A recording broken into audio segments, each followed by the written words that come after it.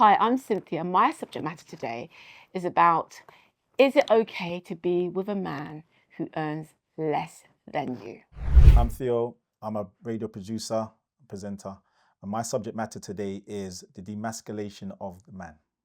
Hi, I'm Rachel, and my subject matter for today is, are we being desensitised to helping those in need? Hi, my name is Foller, Arts Pursuant, BMC, and Windrush Reparations. My topic of choice is being a good loser. Is that possible? Is it healthy? And the amalgamative word that comes to mind from that is failure, as opposed to failure. So the line failure.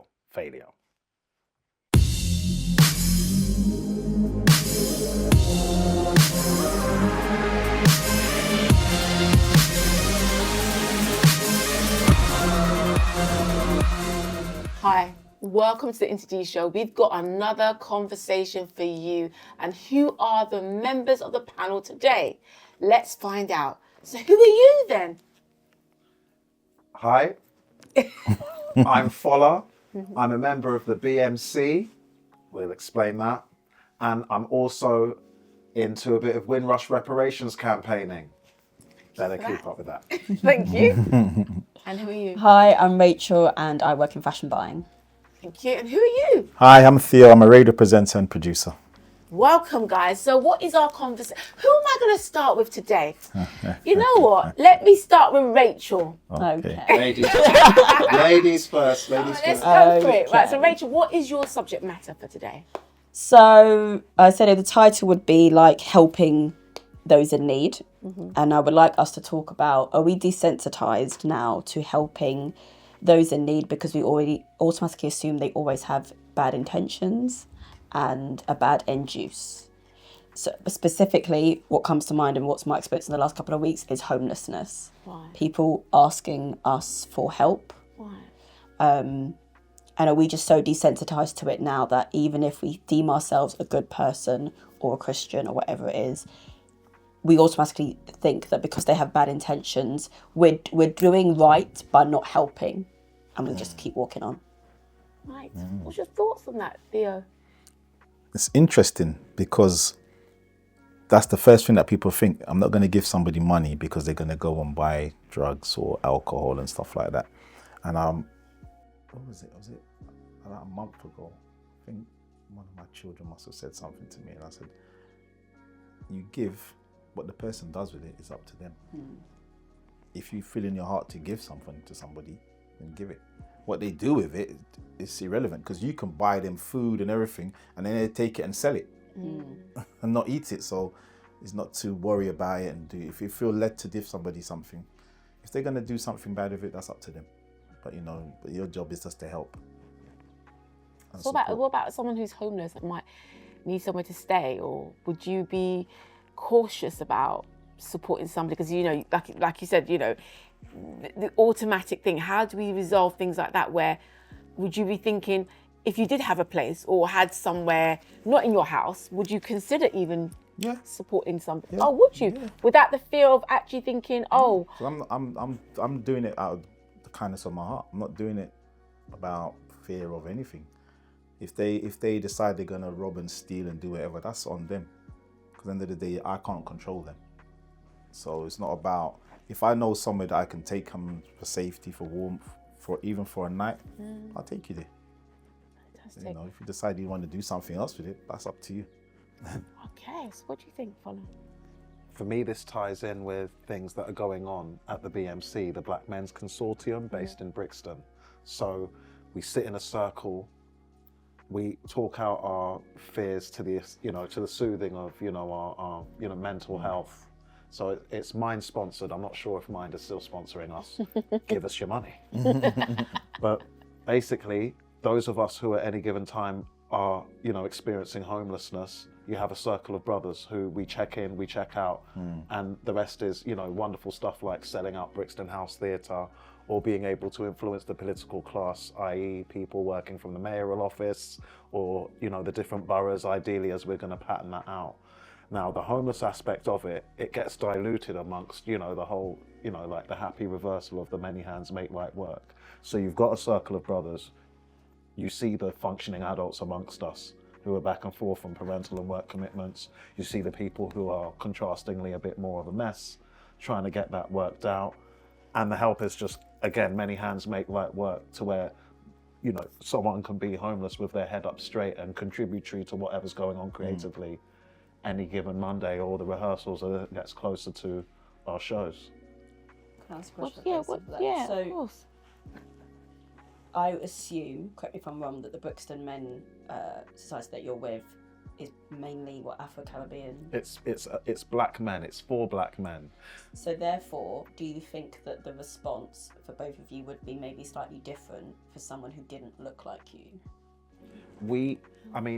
Tony Seeley is our leader, and he lost his mum recently, so rest in peace to Mummy Seeley. Basically, he knows when to bring in a female here, an Asian person there, or a Caucasian here, and we don't bat an eyelid. And it's even the balancing act with how we've been stereotyped with being, you know, if we're hetero, then we must be homophobic. But, you know, the rainbow community is very much there as well. And it's only making the conversations more interesting because of just the nature of it just being a circle of men who, if we're thinking it, we're going to say it. Right. Do you say the same? So if that same understanding that you had, if you would help anybody. Yeah, help anybody. It doesn't. You being homeless is irrelevant of your colour or your nationality or your race or your sexual orientation. It doesn't really matter. At the precise moment, you need help there and then. So I can say, oh, I can walk over you and leave you on the side because you're white. But what's that doing? I completely agree. I think that's really good, because I think there is maybe a conditioning or a fear for if someone doesn't look like you, or for me, if they're a man versus a woman, then there's all these like barriers maybe in your head of potential fear and reasons why not to help, or reasons why not to. The reason why I help is because that could be you. Yeah. Because you know, most people are 2 paychecks away from being homeless. Yes. So I wouldn't want that for anybody. I wouldn't want that for myself. So I'm saying, if that were me, I would like someone to help me. You know? But do you know what? Going back to what you were saying, Rachel, about genders being an impact on whether you help somebody, there is stats that show that women do get affected, like violently attacked and so forth. So in terms of your fear and the fact that you have to like think it through, it's rational fear. So when you say it's rational fear, but then how would you manage that when you have that rational fear, but then you still have that side with what Theo's saying, that I want to help somebody. I don't really look at it in that way. I do. So recently what I did, like I have to checkpoint myself, because like you said, you have to protect yourself and be careful. So sometimes it's like, right, in this moment, if you can give, and like you said, if you're going to give, and then that's a full stop. Whatever they do with it is whatever they do with it. Let's say you want to help that person further.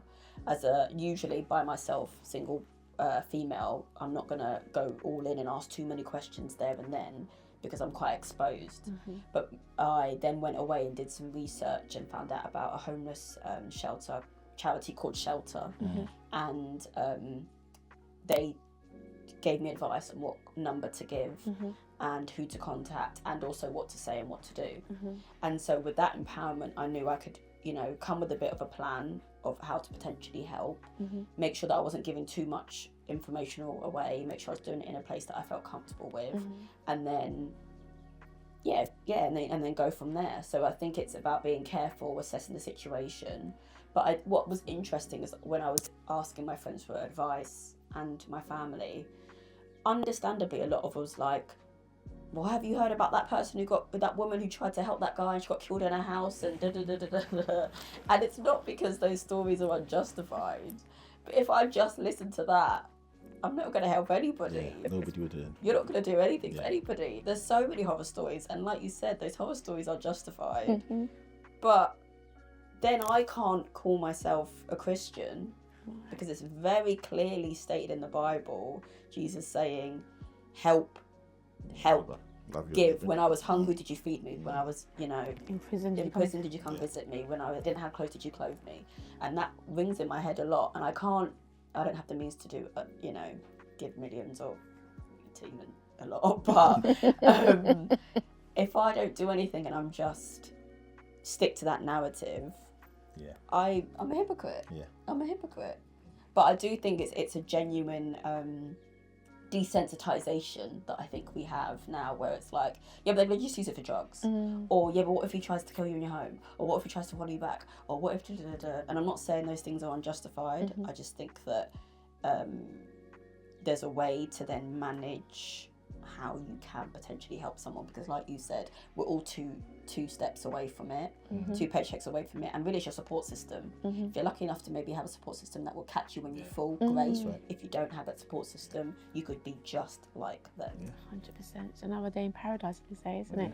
So I'm actually seeing a kind of mirroring between how like my experience in Christianity and my kind of estrangement from it, and my attitude being kind of just the cookie cutter, quick as TikTok, yeah, don't give them money, they're just gonna buy drugs with it, or if you take them into your home, good luck, especially if you're parenting with that.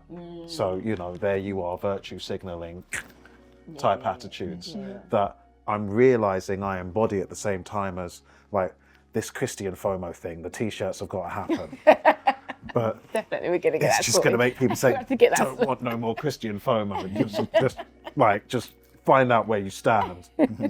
But like seeing that ugliness in myself at the same time as, you know, there's like little charitable bits that, yeah, that there with my granular pigeon steps towards it, and like the BMC environment facilitating that, and me being able to kind of like myself in that capacity.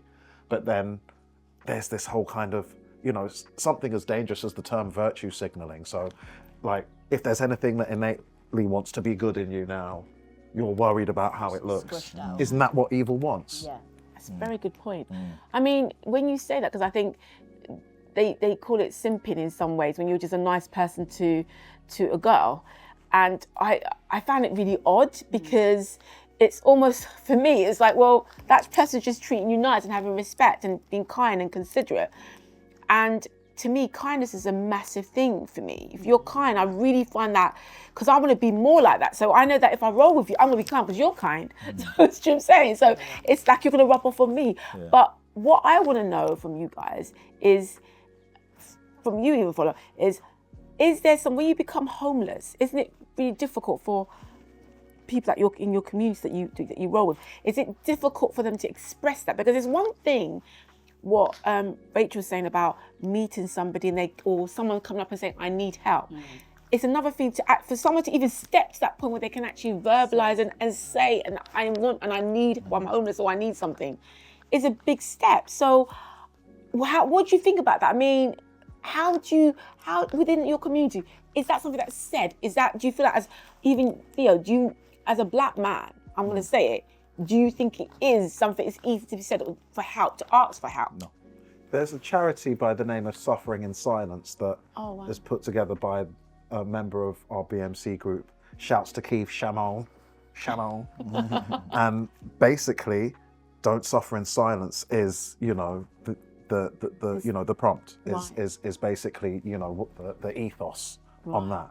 So that's a very difficult thing for you to ask of people, from the street sweeper to people under the most opulent chandeliers and the CEOs and the whole private flight flying jet set and the rest of it, because from every step on that ladder hierarchy, you know, essentially people have been trained to kind of, you know, measure their suffering in silence with their adult credibility, with their proficiency, with their eligibility insofar as, you know, parenthood and socially, and, you know, being, you know, pillars in the family and in the community, and the rest of it is kind of like, how are you doing?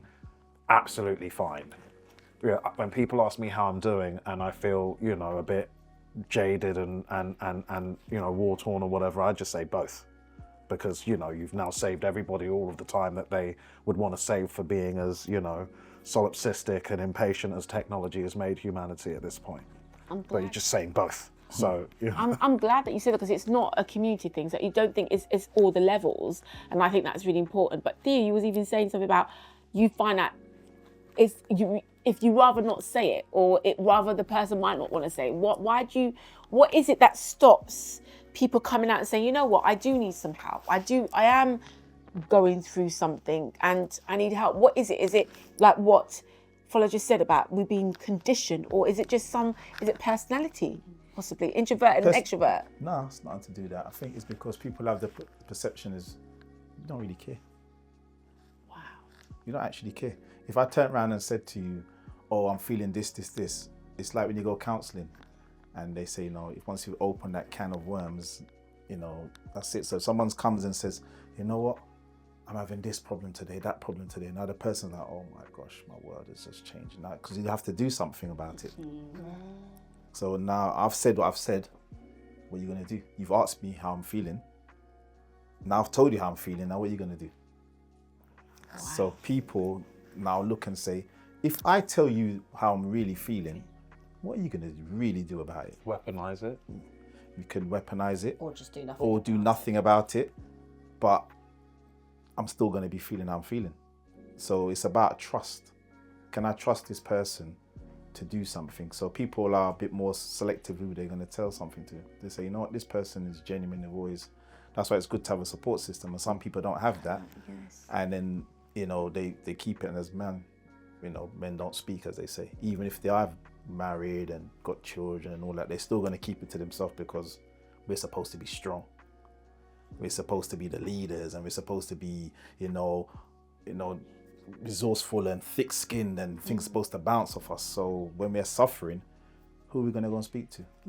Another man who's never actually spoken about feelings, because men are not conditioned to speak about feelings. It's not part of our DNA. It's becoming more part of it now, but it's never really been like that. Men don't cry. You know, so if I'm not able to cry, crying is an emotion. If I can't release it, what am I going to do with it? It's going to stay there. It'll come out in different ways. It's going to come out in different ways, so it comes out in anger. Because anger's more acceptable for a man to be angry than to cry. It's fit up. Yeah. So the more angry I am, the more sad I really am, and the more I want to tell somebody something, so I'm going to punch even harder. Right. So in order to break that, what do you teach your children, or what would you teach your children? You have to demonstrate it. You have to show them. You have to show them. There's no point in talking about it. You can't talk about it. You have to. It's like anything. Talk is cheap. Actions are actions. You can tell your children, don't do this, don't do this. But your children's watching you doing it. They're watching you. And then you got the parents that will say, well, don't do as I say, not as I do. So that doesn't make any sense. It's like the sticks and stones that make that one. That hurt me. Yeah, they do hurt. Yeah, but that hypocrisy mirrors everything that we tolerate from the top to the bottom. Yeah, but that's just the world. So that's why it's how it is. So you have to demonstrate it, because anyone can talk. That's right. Anybody can talk, and anybody can say anything.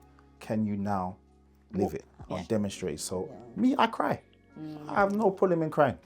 Crying, doing that, hugging. I kiss my boys. My son's 34. I kiss him in the middle of the wherever. I see my son, I kiss him. It's not a problem. But I have to demonstrate that love.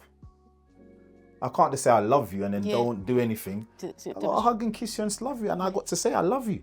I got to say it. I can't just expect them to know it. I demonstrate it. So my son, my youngest, is 6'1".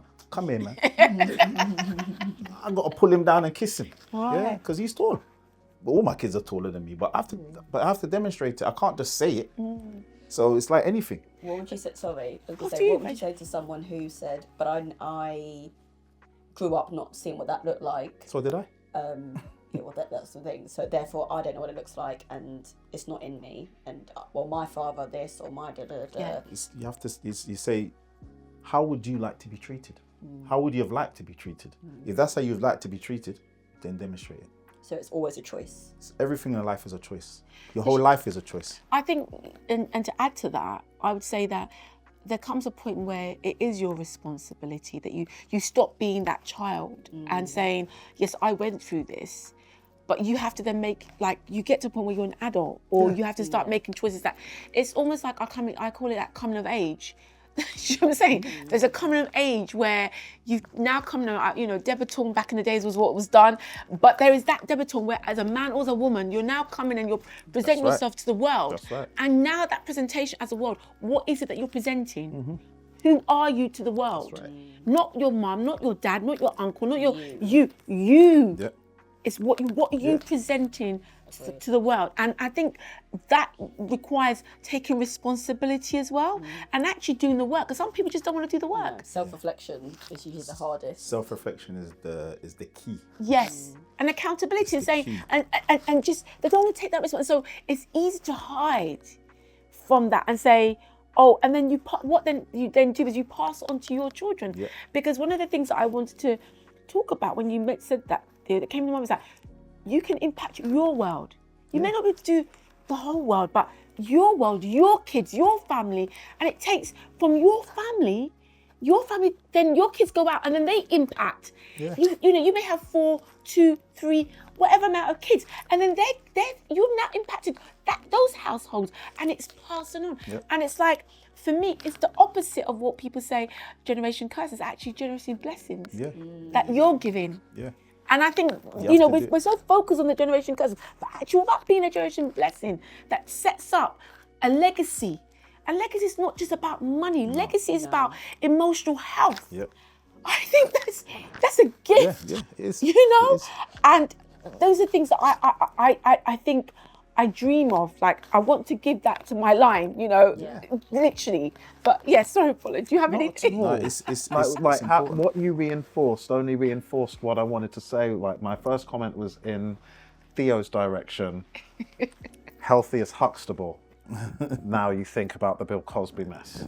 But like, in terms of just like that type of fathering would make a rather different looking circle. For example, in my BMC context, everybody it would literally be the difference between what we go outside to here now and if everything environmentally was as it should be, all being as blissful as Avatar or something. It's you know what it is? I didn't grow up with my dad.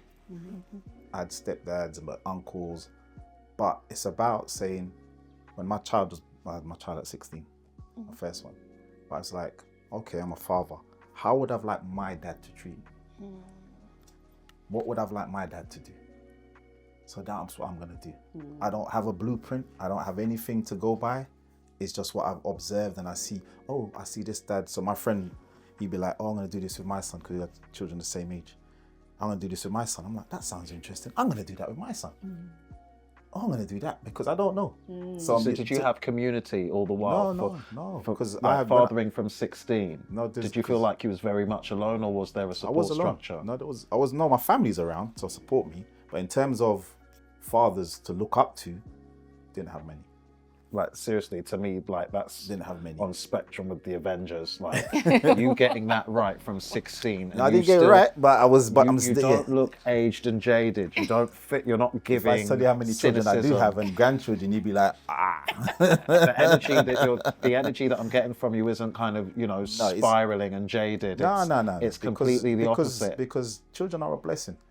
My son saved my life. I say that to him all the time. Because all my friends sold drugs. But because I had a child, I went to work. Because I could have just easily done nothing. This is like 1989, 1990. That's such an empowering thing to hear as a child. What does back then, you left school at 16. There was no opportunity. I was the second year to do GCSE. GCSEs just came out in 88. I did it 89, so it was a mess. That is such a beautiful thing. So it's about understanding. Plus, I was raised in Jamaica. So I came here with a different mindset anyway. Right. So when people said, oh, you can't do this, you can't do that, I said, but I've seen it. I've seen black people doing this. I've seen black people in this position. I've seen black people here because that's what I grew up in, isn't it? And that's the environment you saw. Yeah, so I saw all of that.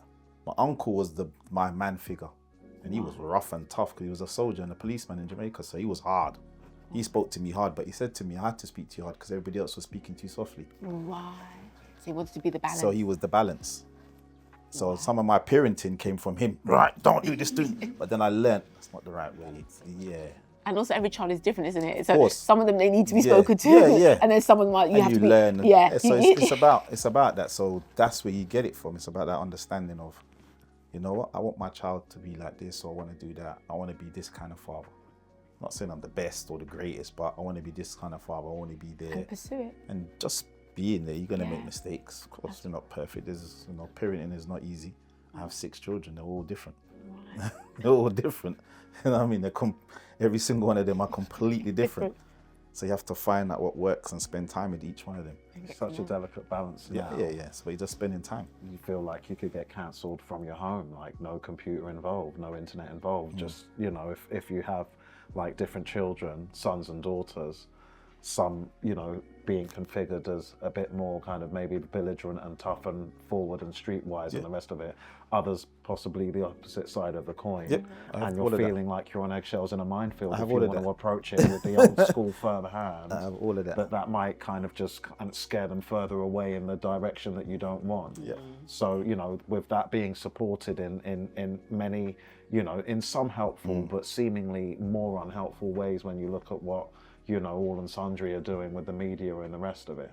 It means that, you know, like, that not only is it a delicate balancing act with while you're on eggshells in a minefield, it's can't say anything, namely even to your children with what they're being indoctrinated with at this point, unless they're actually taking your, you know, advice as the parent and the rest of it.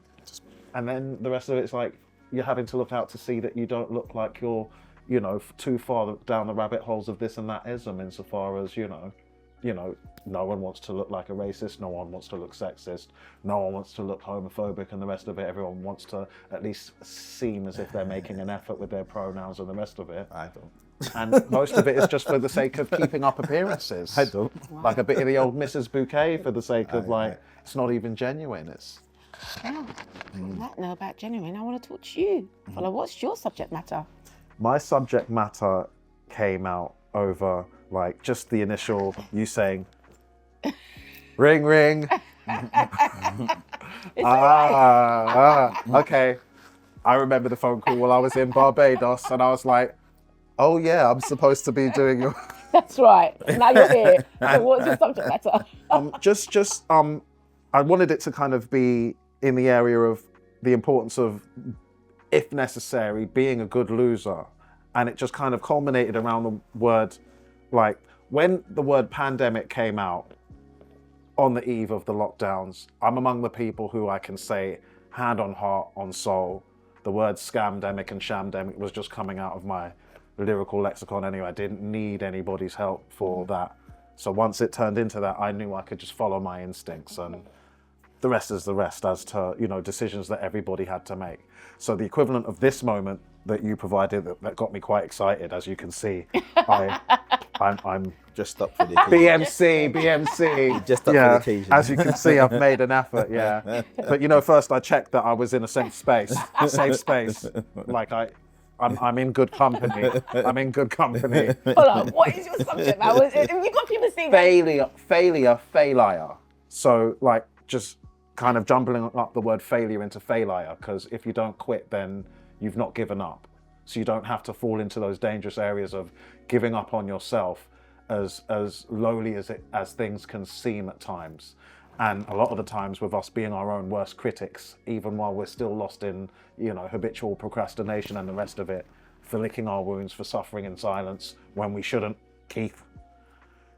It's that's what it comes down to. And it's something that culminated in a very kind of hearty moment with my daughter, where I told her, if you feel a kind of negative spiraling form of envy amongst your friends in those schooling environments, and you don't feel that you can healthily amalgamate that into a kind of upwardly healthy form of admiration that you would then want to tweak towards your own individual characteristics, if all you're feeling is an undiluted form of that negative spiraling envy, then that's definitely obviously run, Forrest, run.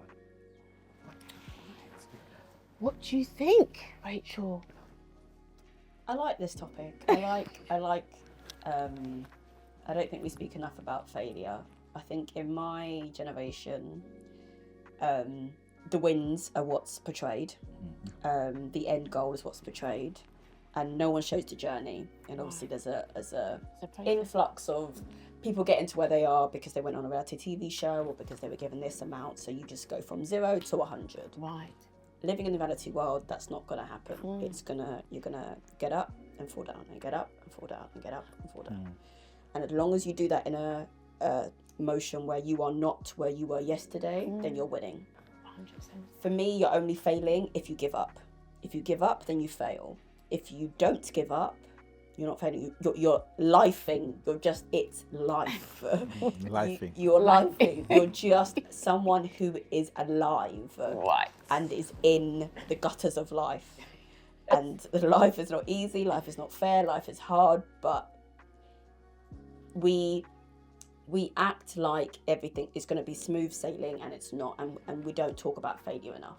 We don't talk about the fact when imposter syndrome is going to come when you step into a big job, that you're not always going to get it right, that you sometimes are going to have to go back and maybe take a step back to go 2 steps forward, that maybe you're going to figure it out at an older age than some of your peers, or that you are going to be in school for longer than some of your, like, whatever it, that's not failing, that's just your journey in life. We keep looking left and we keep looking right, and that's the problem. And then, so even with you, we talk about your daughter, if you constantly look at the person next to you and what they're doing, you are gonna fall into the trap, and you are not gonna focus on yourself, and you're always gonna be comparing negatively. Right. So I would say that failure is losing is guaranteed. Failure is only if you give up. Losing is just an opportunity to win again. One of my favorite sayings is like silver over gold, and silver means second place, gold is first place. I like silver because silver is where I can improve to be better. If I think I'm the best, I'm never going to improve. If I always think that actually there's always room for me to be better, I don't mind failing, because I can look back and say, now I've smashed it. What's next? What's next? So Rachel, you said something that followed, and I'm going to pick you back on that. Yeah. So how do you manage the emotion of maybe jealousy or envy? Because within that, your journey is your journey. Yeah. And like you said, you'd be going up and down. But then you could see your friend who's like going up and going up and going up. And you're close to that person. And it's difficult for some people to be around success and manage that. How do you manage that? You have to check yourself. And if you're not someone who can put your feelings aside and be there for someone, then step away from that situation and maybe do some individual healing or whatever it is. Most of us will probably still have those feelings of jealousy because it's natural, but you learn to put it aside and still be there for someone the same way you're going to want them to be there for you, and vice versa. So it's whether or not you can learn to overcome it, and then eventually those feelings will go. It's almost like when anger pops up. These are natural instincts. Jealousy is a natural instinct. We're human. That's right. It's how you act upon it. It's an indicator. It's an indicator. That's right. I've had another T-shirt moment from all of this inspiration. So the acronym is CITOJ, and that means comparison is the thief of joy. Yeah. So that next to the other T-shirt that we was talking about, the Christianity FOMO. So that could be like a crucifix with the FOMO. Don't ask me whether it's white or black Jesus on the T-shirt. Right? Do both. Sell them both. But I mean, what did you say to your daughter if she'd been in that situation where she feels that, okay, I feel envious, I feel jealous about this thing, and it's spiraling, like you said, maybe it's spiraling out of control, where her emotions are now getting to a place where she doesn't even maybe want to be here, or whatever it may be. And it's not just your daughter, but just anybody. How would you manage that situation as a dad? And I'm going to go to you, Theo. Sure. I mean, the topics are as brutal as, me learning in earlier stages that she wanted to read an empowering and uplifting book about, successful black women and inspirational black women, and that was deemed inappropriate and removed from the, I won't go too far down that rabbit hole because I've just realized, okay, people might be calling into the school. So there's that. Or her being deemed as not black enough, or somebody who is, starting to look at her with puppy love eyes, who's got the fresh form and nerve to insinuate that either she and or her mum might not be black enough and may seem to be a bit whitewashed and whatnot. And, that kind of having a ripple effect, ironically, with my entirely Nigerian melanated Heine having similar experiences for, being grateful to how extremely successful and well my late father, rest in peace, did.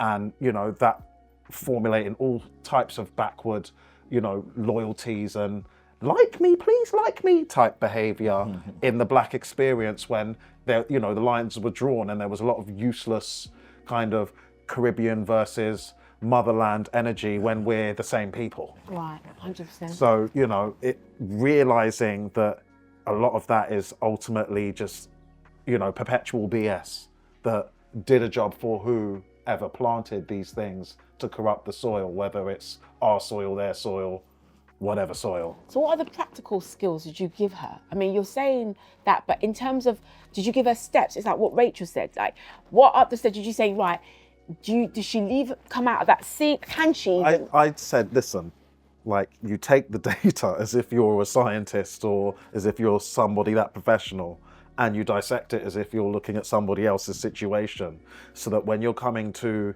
the answers of the questions, it's not bogged down by the emotionalism that was gonna promise, you know, more time be wasted with, you know, the emotional dishonesty that comes with that. Right. So you're able to say at a stand back that I do feel envious about this. Am I able to healthily, you know, turn that into, you know, some healthily upright admiration that's going to empower the person that I would otherwise be feeling a form of envy towards, when really that could be me counterproductively idealizing something that is on its own path for not being me individually anyway. So where a lot of the time, like now, our contaminated nostalgia of all of these, you know, celebrities that have gone from being iconic gods at once upon a time to you can literally reach out and touch them across the internet and possibly ruin the quality of their day, multiplied by just, again, all of the contaminated nostalgia to the effect of this one's been raised up but now being pulled down, whether it's a Bill Cosby, a Kells, an MJ, and, you know, all of that is happening in the kind of microcosm variance. So whether it's in the workplace, whether it's in the classroom, you remembering that, okay, I want to question this envy. So why am I feeling envy? And why does it feel negative, instead of it being something that should even encourage this person further in that direction of success, whatever that may be, ideally healthy. So, you know, like by the time I was done, my daughter was definitely like, and I knew her mum was listening in the background, so she was kind of rather like, Thank you for that. Yeah. So Thea, what do you think? How do you, failure, what's your thoughts on failure? Failure is part of life. You fail more than you win. That's what you have to realize, and that's what I tell my children. You're gonna fail more than you win. You're only gonna remember the wins because it's a good feeling, but you fail more than you win. So it's just part of life. You fall down. The difference is, don't stay in the failure. That emotion. Just don't, If you failed on this project and it didn't work out and you tried everything, you can go back in and try again, or you can try something else. Or you can try it from a different angle. Failure is just a part of learning. Because if you get it straight away, and as you said before, you haven't learned anything. So when the hard times do come, you haven't been prepared for it because everything has happened so easily. So I say to my son, my youngest, he's 18, I say to him, the problem with your generation is you like instant. You want to start up a business and you want it started today, and a couple months later you want to be making millions, grands and all of that kind of stuff. Yeah, you just want to be doing this. I said, nothing works like that. I said, do you think, what's his name, Zuckerberg or Bezos, it just happened. They put in that work. And you got to put in that work. We just see the end product. I say, you see these child prodigies at 5 years old playing Mozart or whatever. They've been putting in that work. You know, it's the 10,000 hours that makes they've done their 10,000 hours. Your generation want to do 2 hours.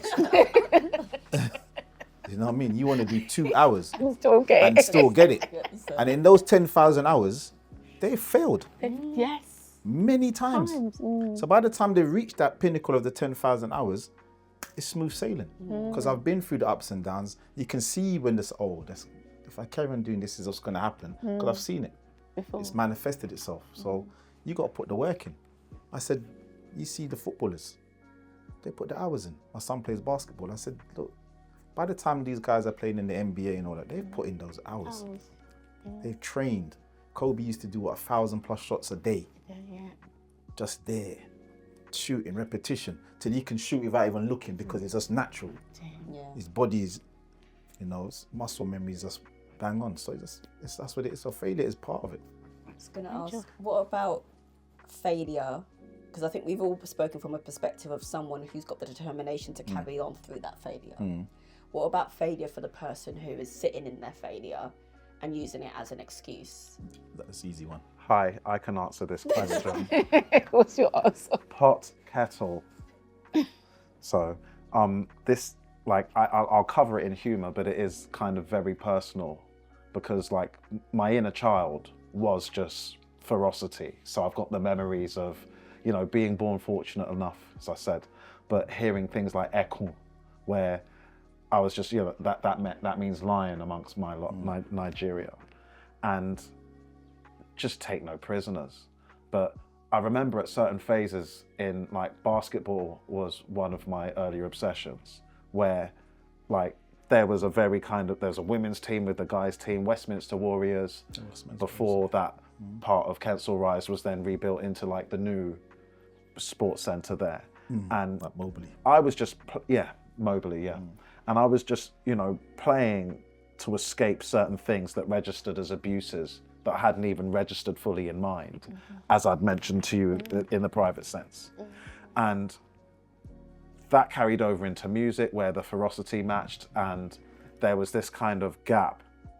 I don't know if it kind of employed a cognitive dissonance, but in my Christian faith there at that point back in, like, Victory Christian Centre, 99 into the early 2000s, where, you're getting the relative kind of frequency and the matching vibrancy to your black anger before you've even asked whether or not that's been planted in you, like much of the things that we now at this point subsequently know to just be, conditioned and groomed into us and programmed into us and the rest of it.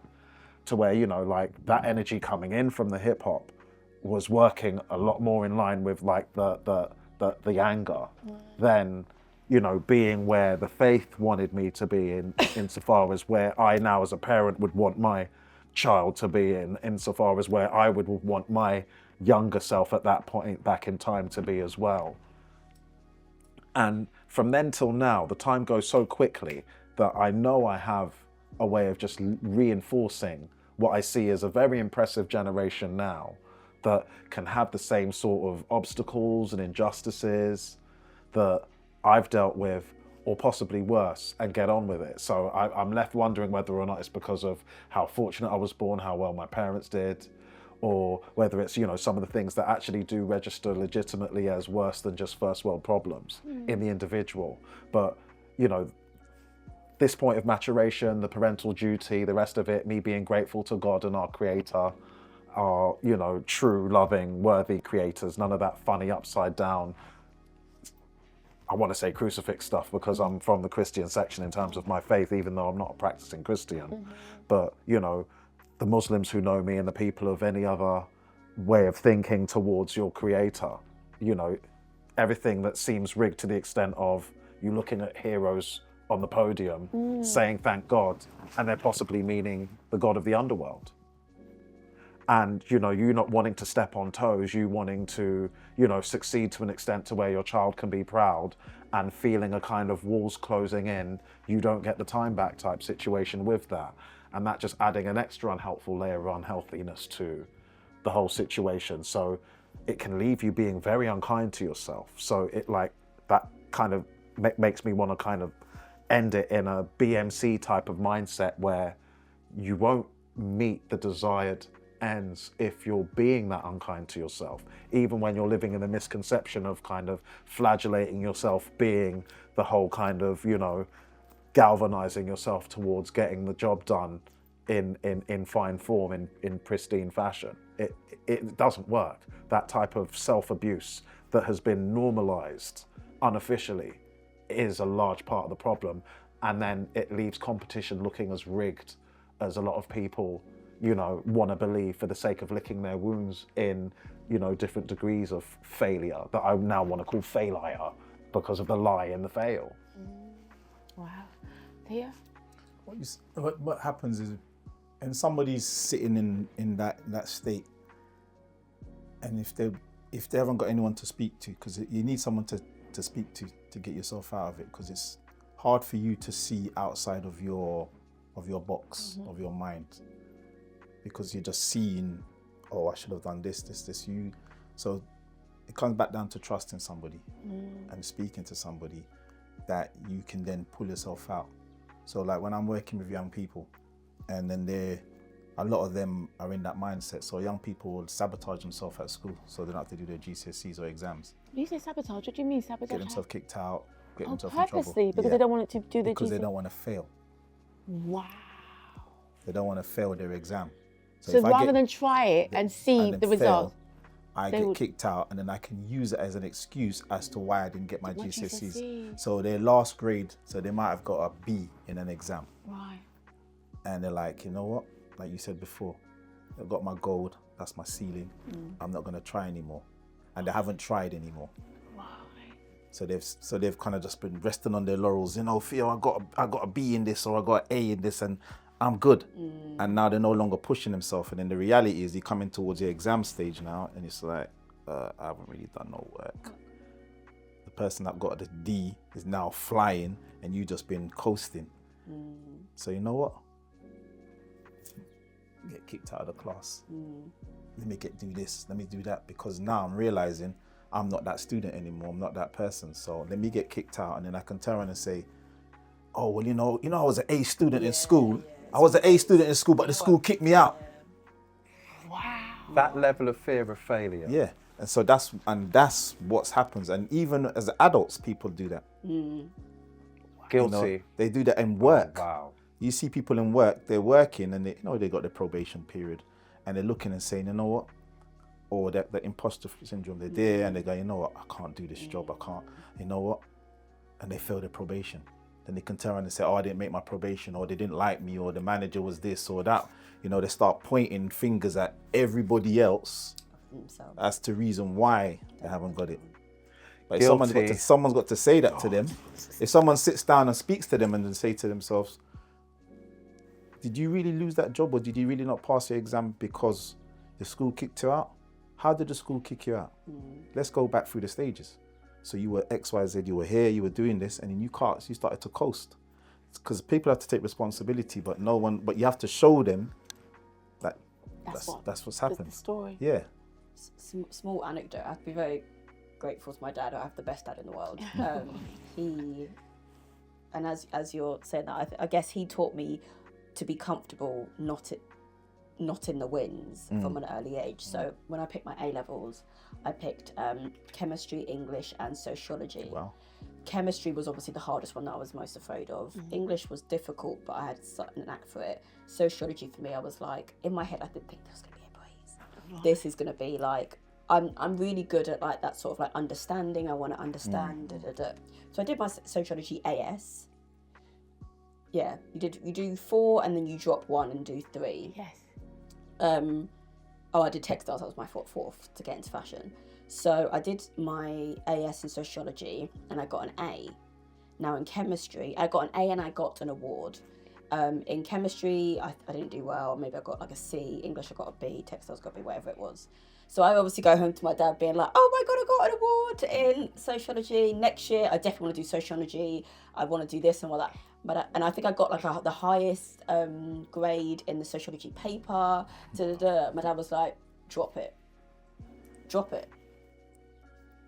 Do chemistry, do the other ones, drop sociology.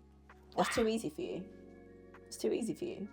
So I dropped sociology and I did chemistry, and I went on to do a science degree, which was hard as well, but let's not go into that. But he basically was teaching me, don't be comfortable in the wins, push yourself. Yeah. You've come home with that, but I'm not hearing that it was like you enjoyed it. But one, it's not what it was. Maybe different if I wanted to be that's what I wanted to do. Go into it. It's like, that's not what you want to do. So it's too easy for you. Drop it. Wow. Yeah.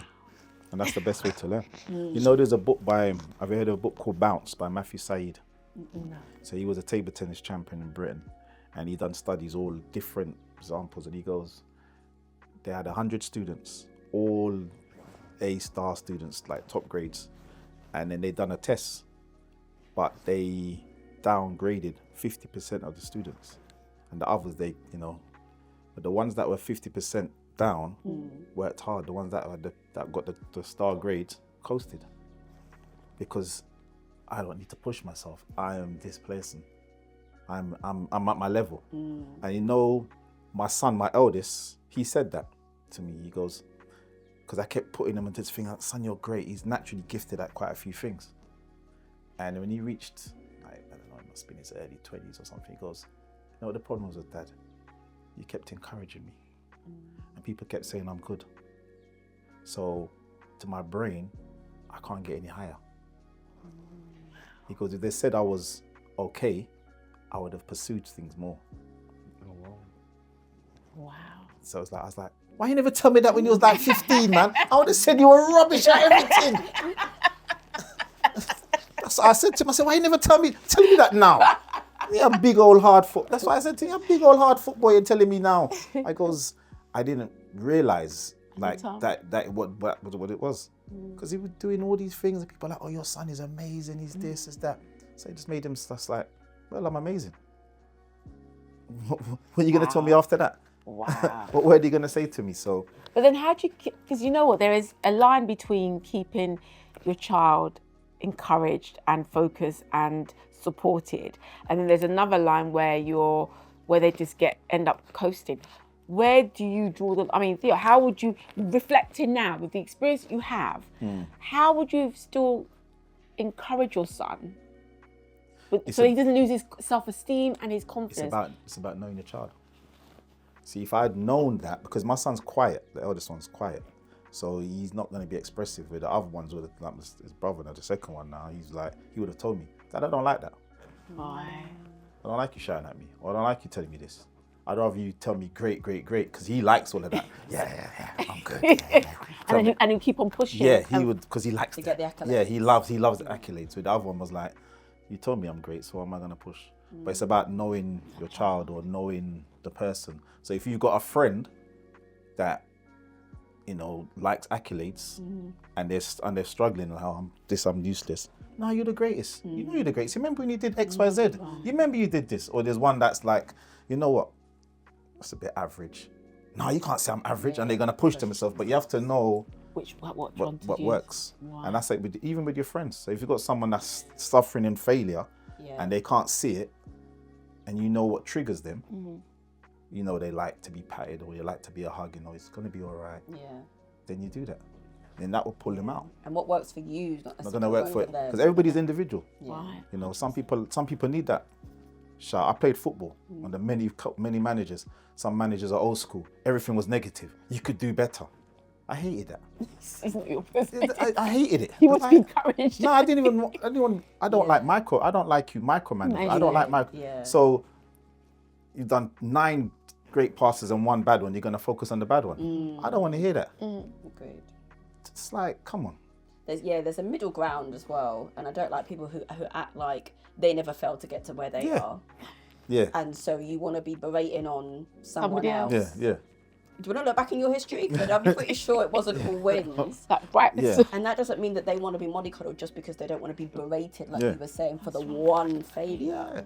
Yeah. There is a middle ground as well. It's about just knowing how people work. Fantastic. And does anybody wonder which one they are, or do you know which one you are? I know I am. I have no idea. I know I am. I think it's self-discovery, isn't it, really? But we have to talk about this. Yes. Right, so Theo, what's your subject matter? So my subject matter is different to all of those. It's about the demasculation of man. Oh, okay. I like this one. Okay, let's talk about it. When you say demasculation, explain. So I was gonna come at it from a black man's perspective, like black men wearing dresses and stuff like that. But then it's a man thing, it's a society thing. So what triggered it? I said to my wife, why is men's jeans so tight? So tight till I'm seeing guys I'm seeing guys trying to bend. They're trying to bend. Yeah, I know. But I saw a guy the other day, he was trying to pick up something and he's like at some crazy angle because his jeans were too tight. And I'm looking and going, and then I'm looking at the female's jeans, your jeans, and they're baggy and loose. Stolen fabric. Sorry. But what it is, Personally attacked here. it's the reversal because men used to wear baggy clothes. It's role reversal. Yeah. So I'm looking at it and going, what's going on? Leave me alone. Me and my hoodie and my baggy jeans, I feel like I'm... No, but I don't mind it. It's just, and I'm just looking back, and then obviously with Cat Williams coming out about all the men wearing dresses and stuff like that, and I saw something with Nick Cannon and Dr. Umar Johnson talking, and it just said, you know what? Because he goes, everything is intentional. Yeah, you know, you watch a film, everything in that film is meant to be there. Nothing is there by accident.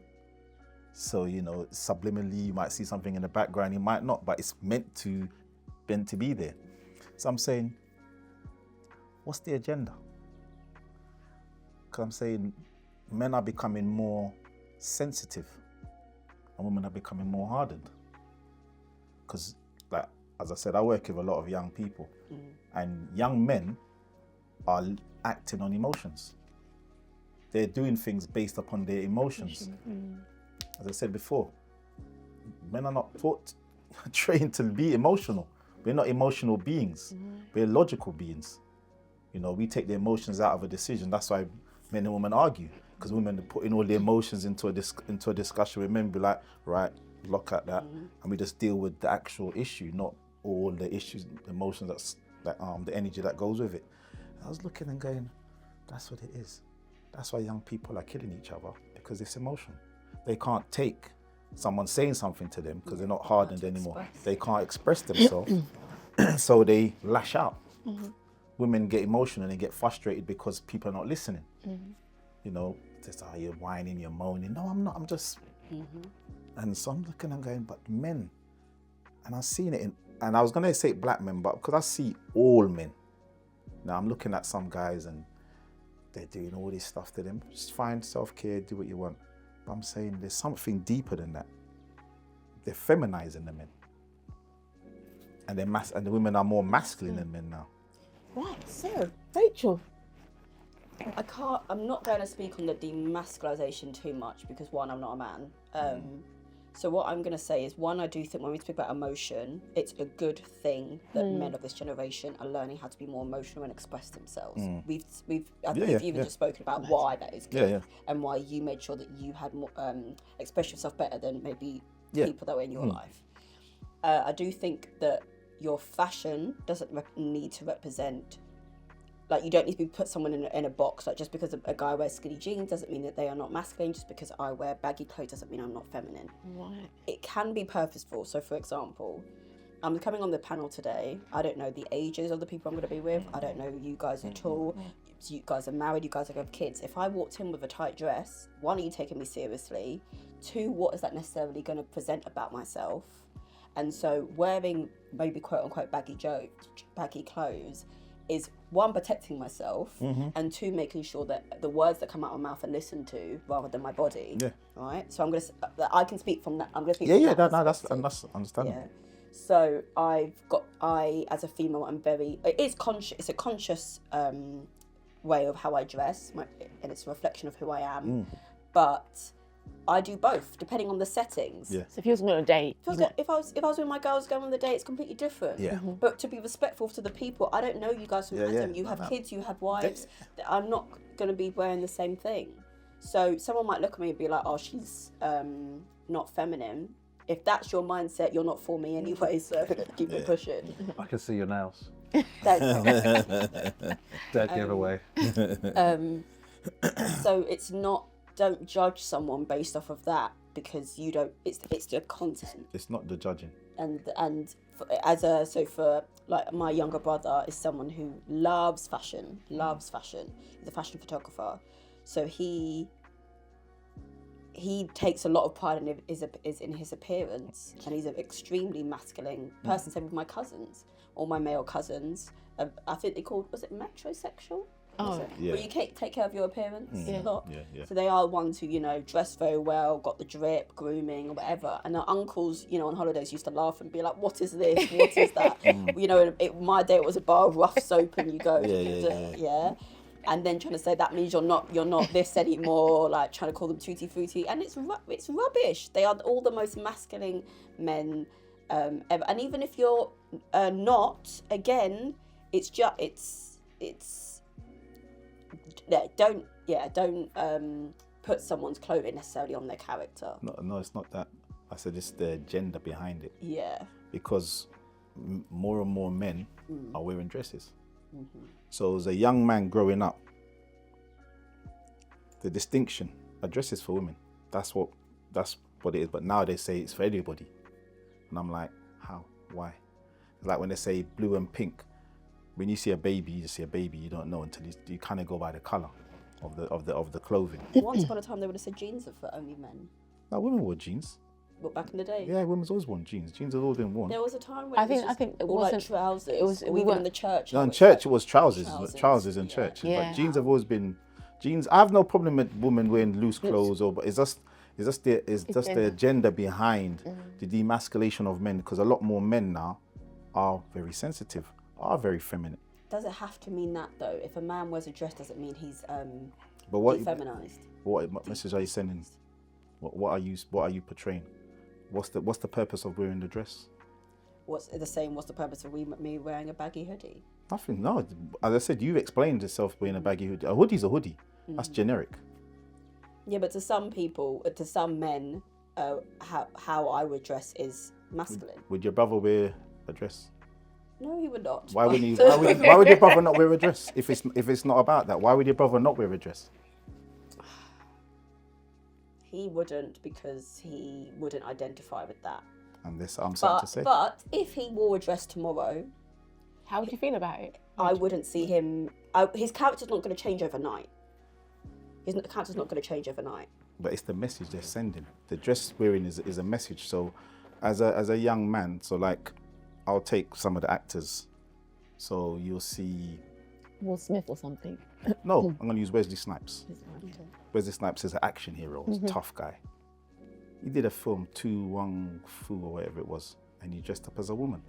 All of a sudden, you're looking at this so-called action man being very feminine. It plays with your head. When I saw him, I was like, Wesley, why? You're Blade. But I think Can I ask you a question then, Theo? Because you know Miss Doubtfire, for example. Miss Doubtfire, you had Robin Williams.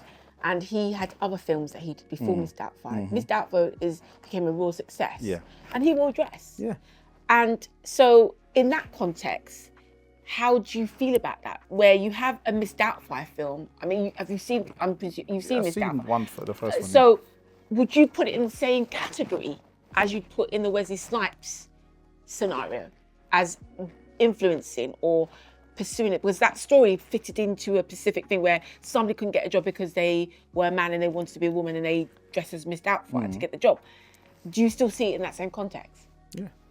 Oh, you do? Yeah, because remember, anything that we're doing, you're influencing somebody. You're influencing somebody, even if you're doing it on purpose or not.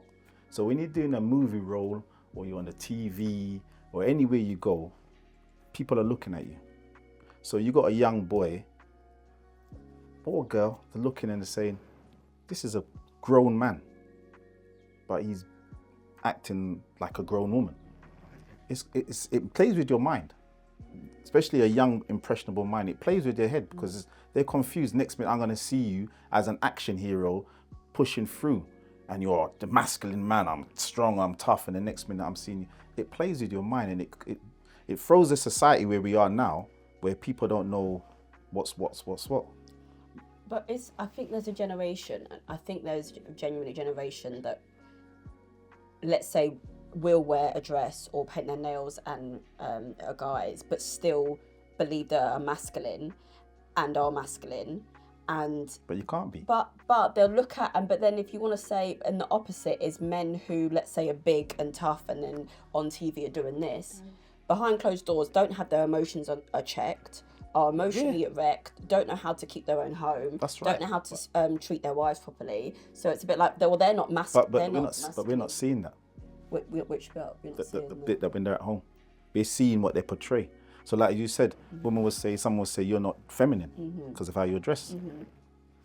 That's what I'm seeing. I don't know you, but I'm seeing, they say she's not feminine because of how you're dressed. So what you're wearing is what people are seeing. Before anybody opens their mouth, the first impression is what I'm seeing of you, isn't it? As if you're an intelligent person, you should be not going on. Yes, people betray and everyone's got first instincts, but you shouldn't completely, like I used the word judge someone based on their initial.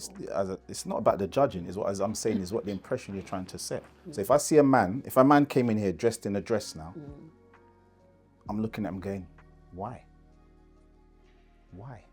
What are you? What are you trying to portray? What image? What are you trying to say? And what if you just said, because today I woke up and I felt like wearing a dress, and tomorrow if you met him on the street, he was wearing jeans and a hoodie. He's the same guy. So you're confused. That's what I say. You're confused. That's just me. I'm just looking at it. I'm looking at it I'm looking at it as a big agenda because there's an agenda. I know they're trying to make men more feminine, a lot more feminine, a lot more. Yeah, just a lot more feminine. They're just making them a lot more feminine. Disagree. If you saw me yesterday in a dress and you see me today in jeans and a but it doesn't. But I would. But when women are dressed, women dress how they want to dress. I have no problems with women. They dress baggy clothes, tight. It's whatever. Because I know women dress for the occasion. I know this already. That's, I'm surrounded by women, so I understand this. They dress for the occasion. Men, we just dress. Unless we're going somewhere, where we have to dress up, we just flung on what we got in our wardrobe: jeans, trainers, whatever. Unless we're fashion people. Can I throw it to you? Oh, sorry. So what about, for example, traditions? For example, you've got countries that do like kilts, and it's it's a skirt. And then you've got like in some cultures they wear like clothes that will be perceived as dresses, but they're actually cultural wear. Do you still feel the same way about those type of things, or those are not dresses? Look, they're not dresses. So I'm saying like in terms not just but skirts or that's. Do you get what I'm saying? I understand. Like a kilt is a kilt. We know what a kilt is. It represents that's Scottish. That's just Scottish attire. That's a whole different. That's a whole separate thing. But it's a dress. Is it? Like we just have this kind of global respect for like Mel Gibson, Braveheart. It's not a dress anymore because you've hacked heads off. No, it's because that's his warrior attire. So that's his warrior attire. But he's not gonna. That's not him. That's not him saying, okay, this is my thing. I'm a man and I'm gonna be wearing a skirt. That's what they wear. It's like your outfit now. It's a. I don't know what's it called again. This is from Sierra Leone. But I'm saying in Nigeria they got the guys wear the full one. Yeah. I can't remember the name of it though. Even Saudi Arabia they've got. They wear the full, but that's not classed as a dress.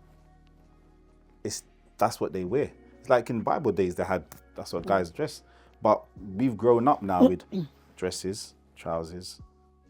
That's how we've grown up. We haven't grown up in that culture, so we're growing up with dresses and trousers. So a man wearing that, it's not a problem because that's what they wear. But a man coming in a dress from Zara, I'm like, it just throws me.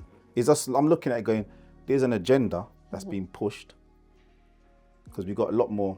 Can I be a bit graphic? Yes, go for you sure? It. Okay. So the younger generation, being bisexual is normal.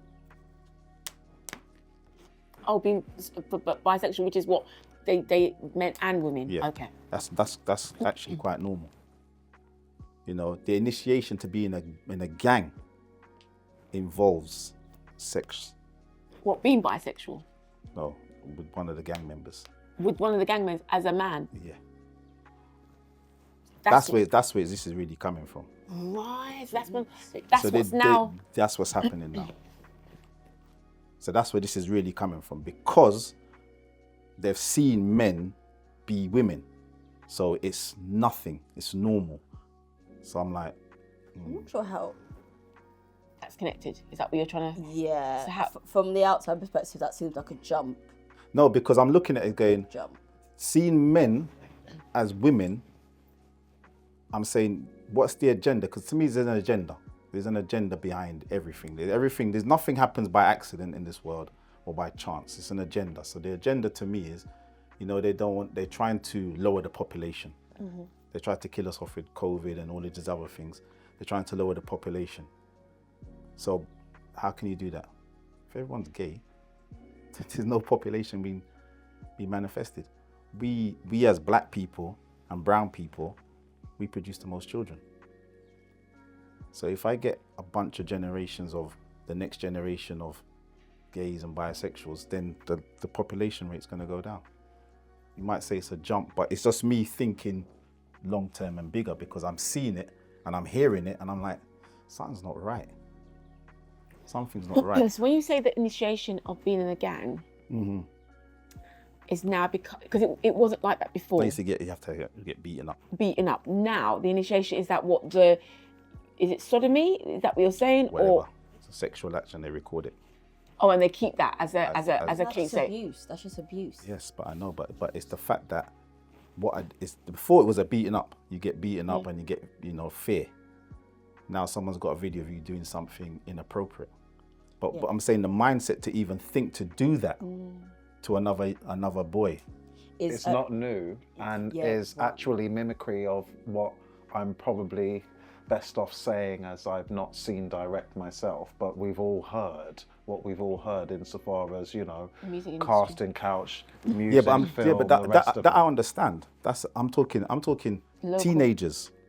Local gang boys. I'm not talking. Yeah, so it turning into that's a mimicry of that, as I said. Now, most of what you've said is something that, again, reminds me that most of us have to live with our opinion at home and then an opinion that's not going to cause trouble in the parental capacity with the school, and going forward from that. In general, if you want to be invited to the dinner party, should I say, for the sake of time, you're, reading the room before you're unleashing your opinion, and that's now reached a point to where that type of stealthiness is a measurement of your adult credibility, as fake as that sounds, to say it straight.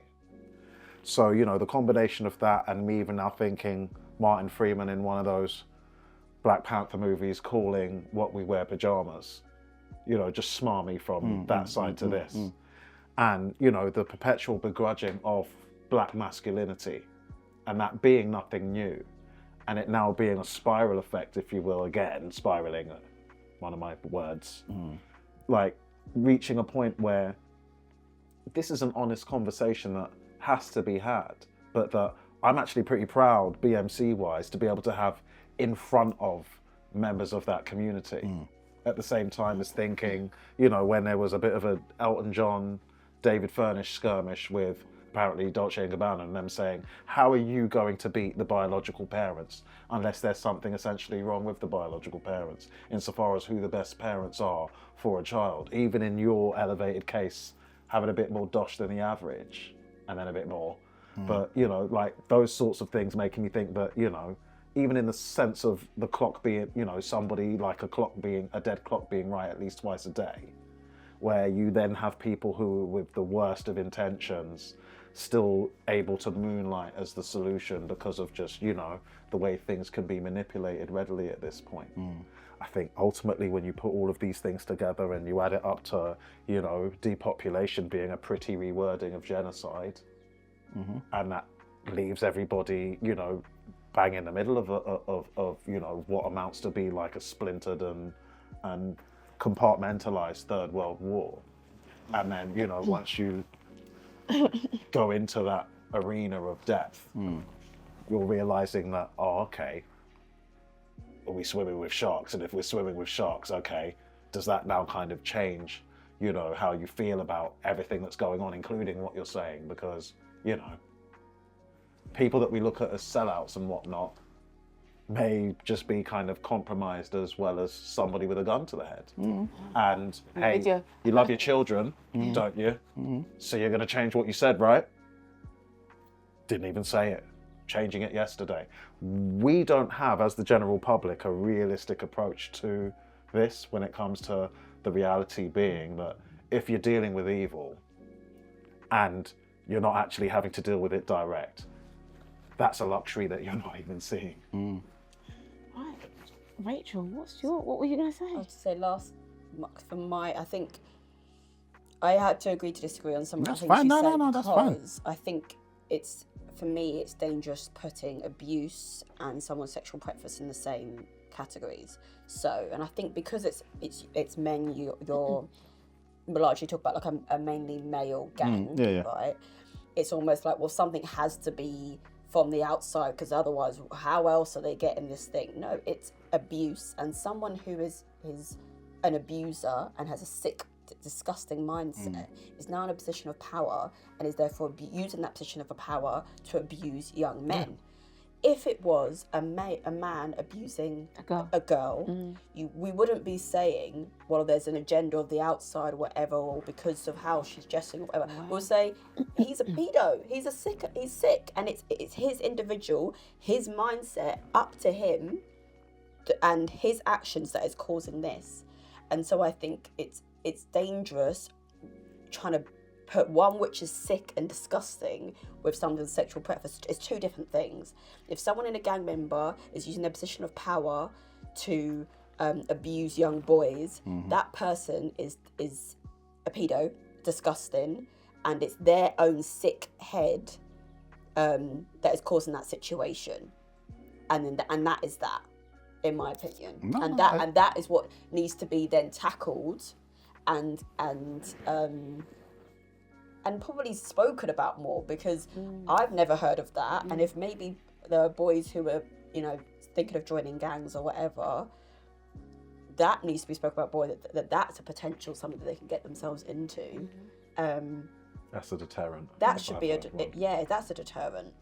But I do think because it's happening to men, it's seen as like, well, something must have gone wrong somewhere. Whether, like you said, the music industry, every other industry has got examples of when it's male versus female, and we've never gone that deep into it. We've just been like, well, that's because he was sick in the head, and that was it. You stop there. That's a very good point, I think. Nah, it's true, but the reason why I brought it up, as I said, is because we don't speak about it. Yeah. We don't speak about male masculinity, and as I said, I'm looking at it going, because they're getting younger and younger. Wow. They're getting younger and younger. In terms of the gangs and stuff like gangs, paedophiles, everything. I worked with a 12-year-old paedophile. Wow. Yeah, exactly. They're getting younger and younger. So, and I'm saying the imagery, what they're seeing, pornography, is what's driving all of these things. So when you're young and you're seeing a man in a dress and you're seeing this and they're trying to normalize it, it's confusing, because when you get to your puberty age and stuff like that, you're confused because you don't, everything's just out there. There's no blurred lines anymore. It's just, it is what it is. Can I ask you a question? Because some of the data out there shows that majority of the time when people go down that path, whether it be male or female, is because they've had trauma in their life. Yeah, that's right. And so rather than it just be them seeing things on TV, do you think it's more to do with the fact that maybe they've gone through something and now they're kind of playing it out? Some of them, yes. Some of them have. Into their lives. And so it's almost like a cry out for help, they being dealt with in a certain way. They think either it's normal or they're trying to get help, but they don't know how to. Yes. So rather than them seeing maybe Wesley Snipes or Miss Doubtfire going, oh, because of that, I want to be doing... I mean, I'm just throwing it out there. What's your thoughts on that? It's all of it. It's all of it. Some of it have been abuse. Some is what they've seen. Some is what society's saying is normal. And a lot of the young men, it's because they've been in jail. Oh, right. So, because what society is now, jail life is street life. The tattoos all over the face. We only used to see that when we was younger, with people living in jail. Now it's fashion.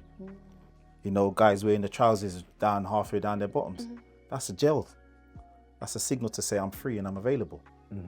Now it's fashion. So jail life has become street life. So what happens going into a gang is what happens in jail. So getting raped and all that by other men is normal for them.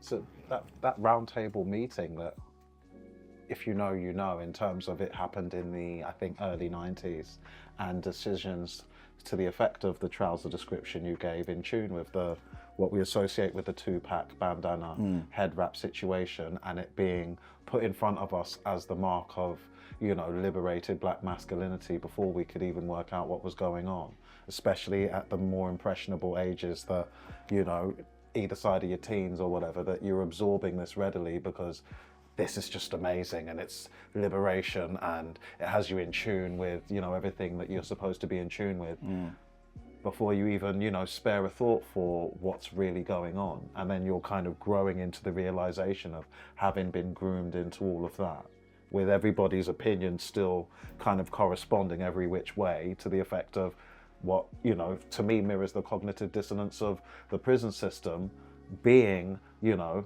that, you know, structurally homosexual with the matching level of denial right there in, you know, looking at the penal code both here and across the water, amounting to, if you tell the wrong person that he's gay, even if he's in the middle of the act, to the effect of black Hollywood comedy, be it that's your ass. Yeah, but like I said, even with that, I think there's got to be a distinction of like forced acts. Yeah, I understand. Of people of two sexes. Like a Me Too for men, basically. Versus people who are in a homosexual relationship of free choice, of free will, and I'm for what that's fine. Yeah, I know. But I think there's a like clarify, like there's a difference. Yeah. And what I think is probably way more damaging than any of it, other than maybe like you said, it happening to you, is pornography. Yeah. That is something that probably isn't spoken about. That is probably more damaging to the people that you work with. That is very damaging to young men and addictive, and one of the highest addictions, I think, out of like all the addictions. It's like the second highest addiction, other than alcohol, a third highest addiction, and then sugar, and then I think it's pornography. Yeah. And so those are the things that are going to change people's mindsets from a young age and get them hooked on the wrong things and seeing the wrong things, and therefore not being able to have healthy relationships with anybody. Yeah. That is what that's needs to be spoken about. I agree. That, I mean, pornography negatively changes brain function in a way that they're as slow to talk about candidly as social media, insofar as like the dopamine hit cycles and where that leaves people. So where social media is obviously a lot more socially acceptable in immediacy than pornography, although, you know, as deliberate as any form of sabotage, it's, you know, the pornography is readily available to, you know, man, woman and child are all, you know, not benefiting from this. This is obviously unhealthy. So, you know, I mean, me in my personal experience at certain points where I felt that, you know, I couldn't trust a relationship is going to give me what I need after having felt I'd put a certain amount of effort into previous relationships in an adult capacity. Not many people, you know, even though it seems a little bit like, okay, read the room, whatever, like, have you gone there before? Most of us have, if we felt like, you know, keep the money in your pocket instead of running around after a disingenuous situation and the rest of it. This is a lot quicker, and you're missing the moment where you have that spiritual exchange with somebody who, if you now meet them in person, as they describe, you'd be looking at them like you know them in that sexualized capacity before you even realize what's wrong with it. Because obviously, if you're doing it in an adult capacity, then should be all fine, but you still get to have the parental or even non-parental disdain for when that's happening to anything, you know, under the age of school uniform, should I say, and the rest of it. So, you know, they've just attacked everybody with this over-sexualization to where we don't even have time for the adult conversations as to how damaging it's been. Yeah. Because you've now got kids who you would usually think are the victim in a paedophile equation actually being the paedophile of this. Oh yeah. And, you know, I heard that before you said it, on the rise, and it's one of the things that has all of us thinking, where were we at the point where the change happened? Because we've all been kept busy with this paper chase, and for the sake of having a healthy sense of accomplishment and that hamster wheel that, you know, oftentimes you get there and you're still not there. You never get there. You're chasing paper, you never get there. I mean, that can be purported as a positive in the sense of work ethic and whatnot, until you then even remember, like, competition to a large degree is rigged, and the aligned and relevant level of work ethic involved to be relevantly successful keeps us busy enough to the extent of them being able to do the nonsense that we're afraid of happening, as to why, you know, the academic structure starts to look like open plan prison, and then those who can will start, you know, horridly facilitating homeschooling and the rest of it, you know, reactionarily. Yeah. Well, my subject matter, guys. My subject matter is a quote from Tyler Perry. He said, and I'm going to paraphrase, I haven't got the words on my phone, I'm not going to use my phone. Basically, he said that if a man earns less than you, and he loves you, and he cares for you, he's good to have around. And it kind of piggybacks on some of the stuff that we've been talking about earlier on. There's been a lot of discussion about having a specific kind of man. You know, he earns a certain amount of money. He's, you know, I think, is it 666? I think it was. What's that? 6 figures, 6 foot. What was it? 6. This is starting to sound like Fresh and Fit. You sound like I'm looking at the I'm RP already lens out, I'm right already now. out, already. Six I'm already out of that one, boy. The RP Sharinga. Oh, what was it? What was it? It was 6. The other one we figures. can't say in this atmosphere as to why you have. I was like, that's not what. Yeah. But there was another one, I'm sure. There was another one. It's definitely 6. I can't even remember because I'm 6 figures. 6 figures. 6 foot. 6 foot tall. 6 foot tall. 6 figures in the bank account. No, You see, I'm just That's conscientiously 6 figures. skipping the other one because Right, you know we'll come back to that. PG. Yeah. So basically, that's the sort of thing that's going on, and it's been pushed a lot, where women are not they don't want to go with a man that haven't got those things. And Tyler Perry was saying, well, if he doesn't earn more than you, it doesn't mean that, and he loves you and he takes care of you. Right. He's good to have around. right. What are your thoughts on that? But he's right. It's the truth. So I was at a singles event, and when it comes to relationships, the only people that talk about money is women. A man doesn't ask a woman how much she earns. It's not important. A woman wants to know how much a man earns, because they want to know this. And a man never asks a woman how much. It's not important. If I like you or love you, it's you I like. I don't care how much money you have in the bank, whatever it is. Women want to know if you're earning this and that. And then what they're doing is they're putting themselves out of the market. Because you're not going to get all of these things packaged perfectly. He's earning 6 figures and he's doing this and he's doing that. Does he love and care and respect for you? If he doesn't love and care, he can have 6 figures. He can have the 6 foot. He can have all the 6s. But does he love and care and respect you? No. But he's got all the criteria that you wanted. So what's the problem? A relationship isn't built on that. A relationship's not built on finances. Because if it was built on finances, rich people, Bezos' wife would never have left him, is it? Yeah. He's got all the money in the world. So it can't be about money then. It's got to be more than the money. It's got to be about love, care, respect, support.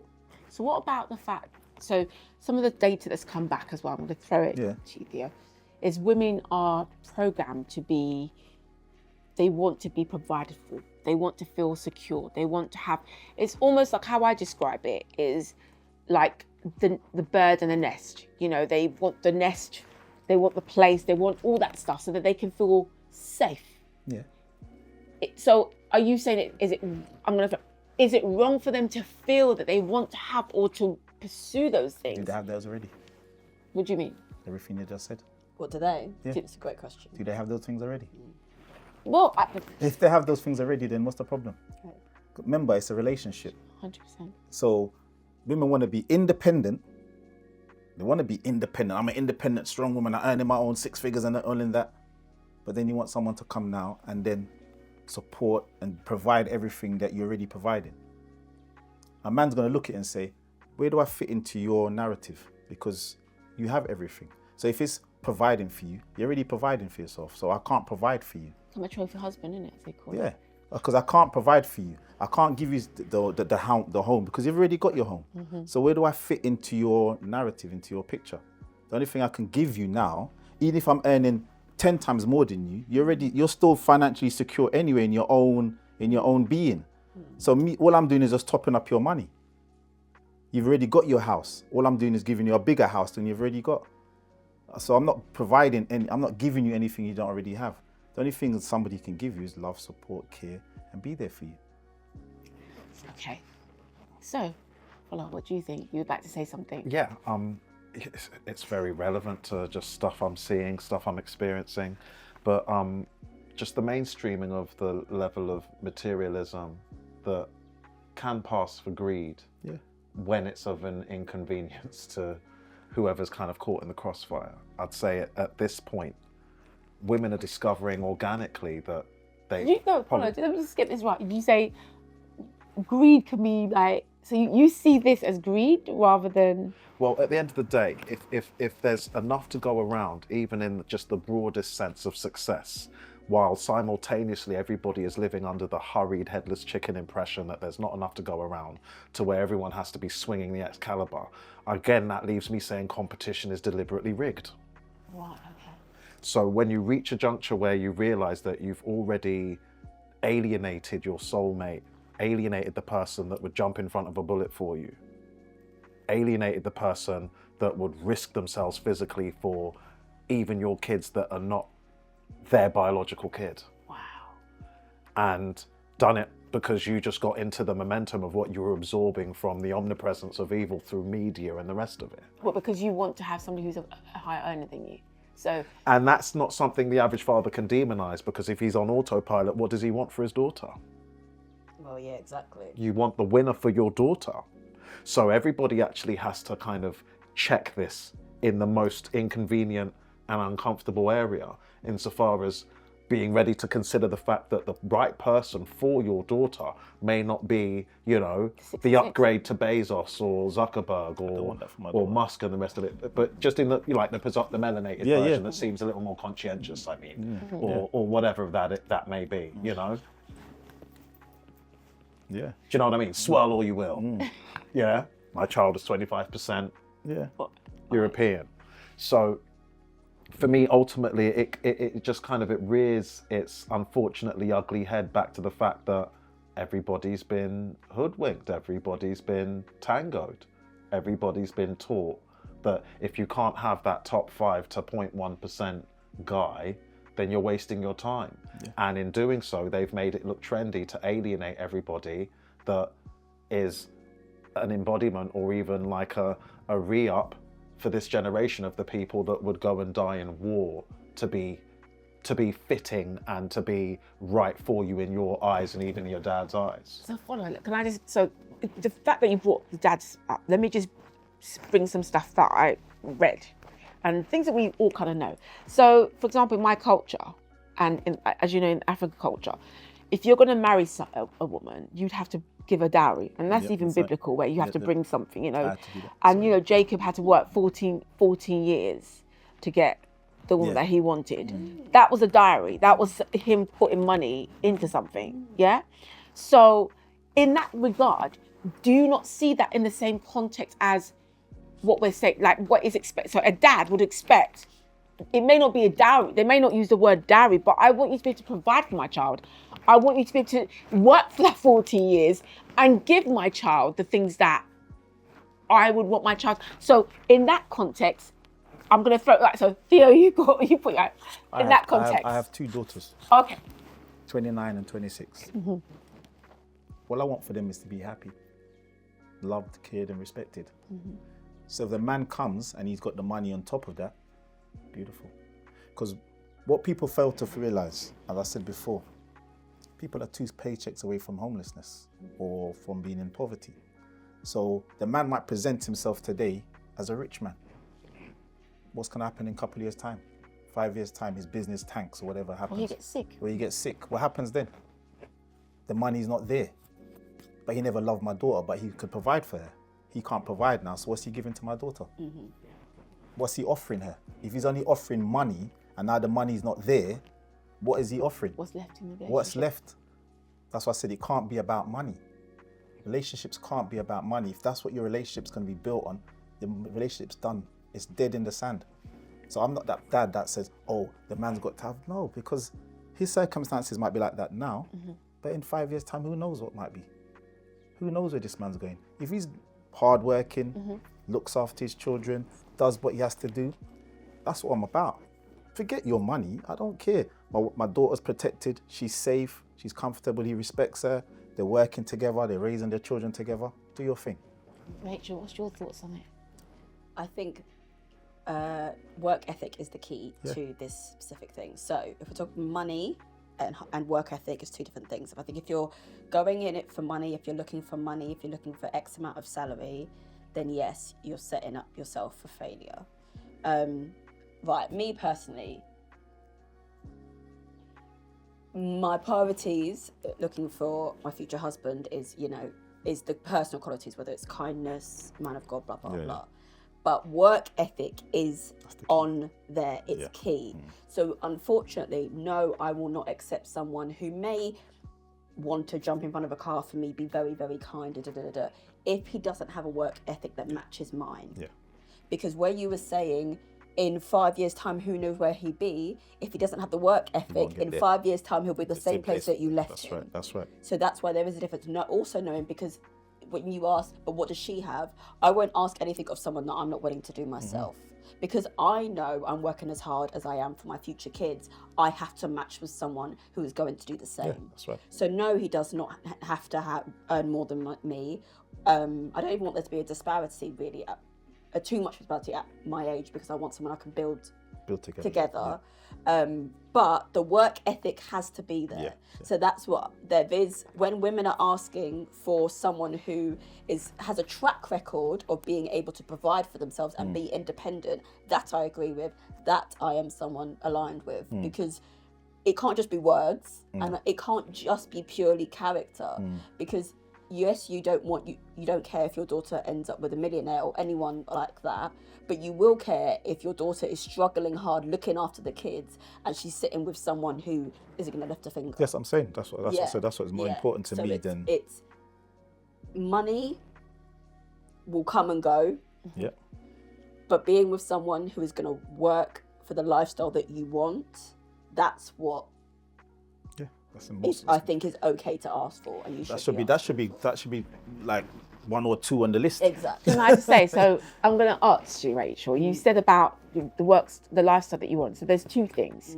So when you work so you're saying work together and stuff and build up.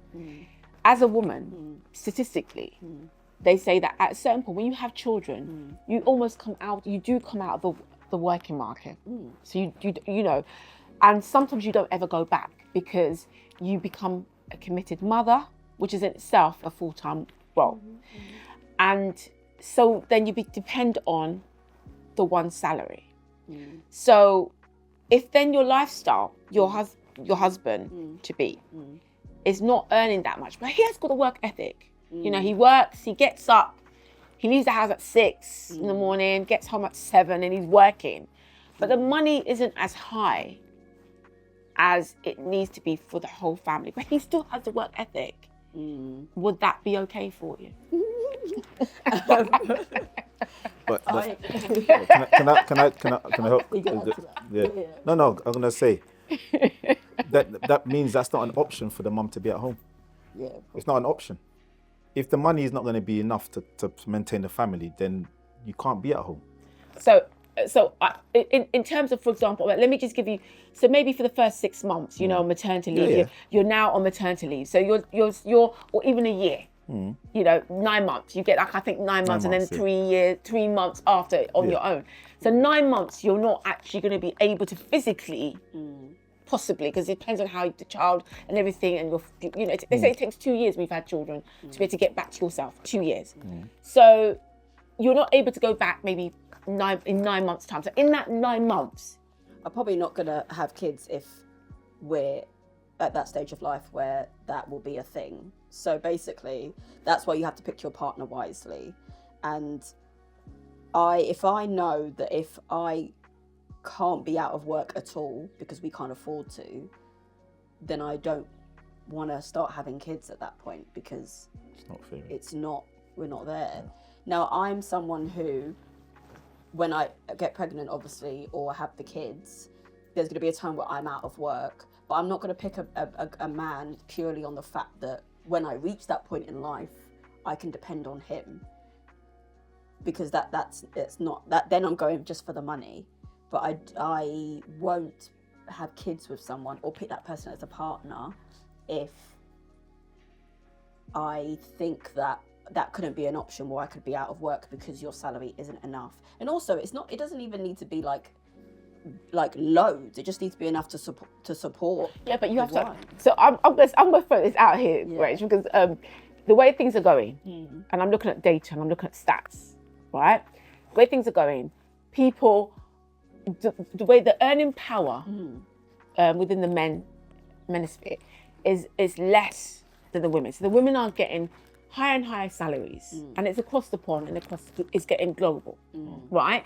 And the men are getting less and less. So the likelihood that you're going to get somebody that will be able to match your salary when you are a certain level, it's going to be quite challenging. Great God, it will happen. Can I put a spin on this? Of course. I'm in that position. Which one? My wife earns much more than me. And she always has. But the reason she's able to is because I supported her to climb the ladder. That's why I said it's not about that. It's a relationship. 100%. It's not me and you. We're one. It's us. So when people coming into things thinking this, that, then you're not going to work. And you've always worked. I've always worked. Yeah. That's so what it was a conscious decision. I said, okay, you're the career person. I'm not a career person. I'm not in a career. You know, you're in a career. So I will stay at home. We got 2 young boys. I was made redundant and I was at home with them and I was taking them to school, picking them up, and they loved it because normally I drop them to breakfast club and pick them up after school club. And I'm working with troubled children in schools, and I'm saying, so I'm working with other people's kids and my kids are being raised by the system that's messing up these children. So I'm at home and I said, you know what, no, this isn't going to work. I said, you go on. You can, because to be in their position, you know, you have to have late meetings, go away, do all of this thing. I said, no, I'll stay at home with the boys. And I'll work around them because I'm flexible. So that's what we did. But it's relationship. We're together as one. We've been together 21 years. But it's only going to work if you're both working on the same agenda and the same goal. So money, yeah, we can go for money because when I met her, I had my own business. I was making big money. I was doing my own thing. I didn't need to be in a relationship. Then I was like, okay, but for order for this to work, someone's got to take a back step. So in that context, can I just ask you, for example, if she was to go on maternity leave, she would get like a certain amount of money, but then the money then she would have to, obviously you're saying in that period of time, the money would be less than what she would normally earn. So was that okay in terms of, because I think what Rachel was saying about the lifestyle, because is when you want a specific, if you have a mindset of a lifestyle, for example, because a lot of these women are saying, that's what they're saying. They're saying, I want a certain lifestyle. I want to be able to put my kids in a specific school, or I want to be able to do certain things. And with that lifestyle, they then want a specific kind of earner. But yeah, but that means they want other person to give them that lifestyle. I don't want someone else to give me that lifestyle.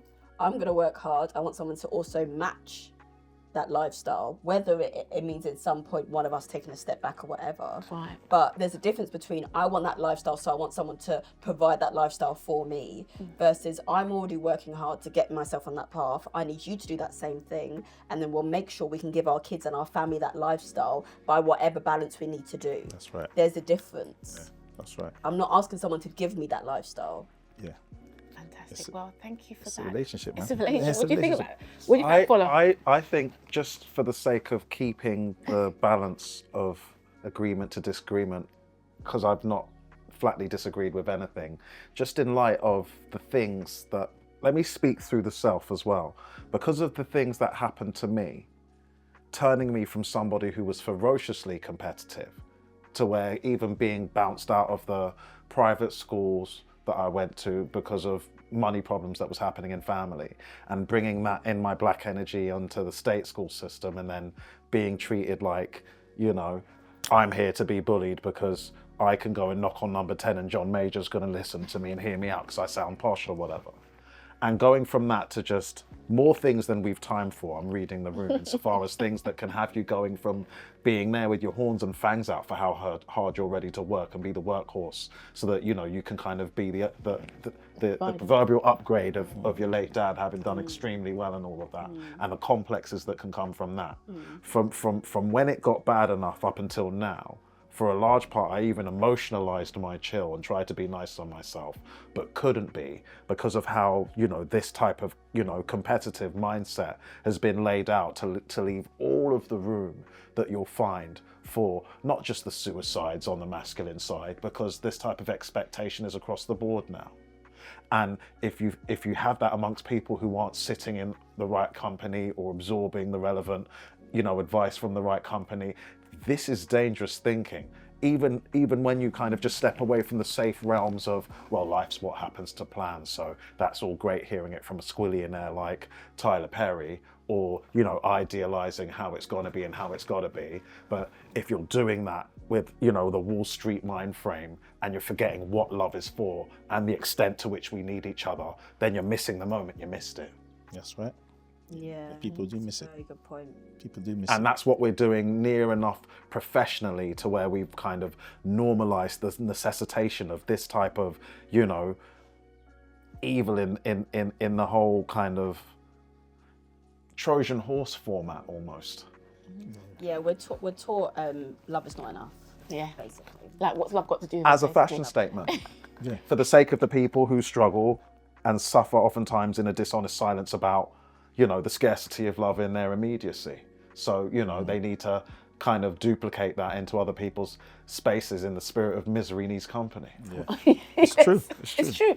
And I think it's important what you said, Theo. And I think it's about, and I think what Tyler Perry said, as I mean, he's a billionaire now, is very important. But I think sometimes people don't understand about the value.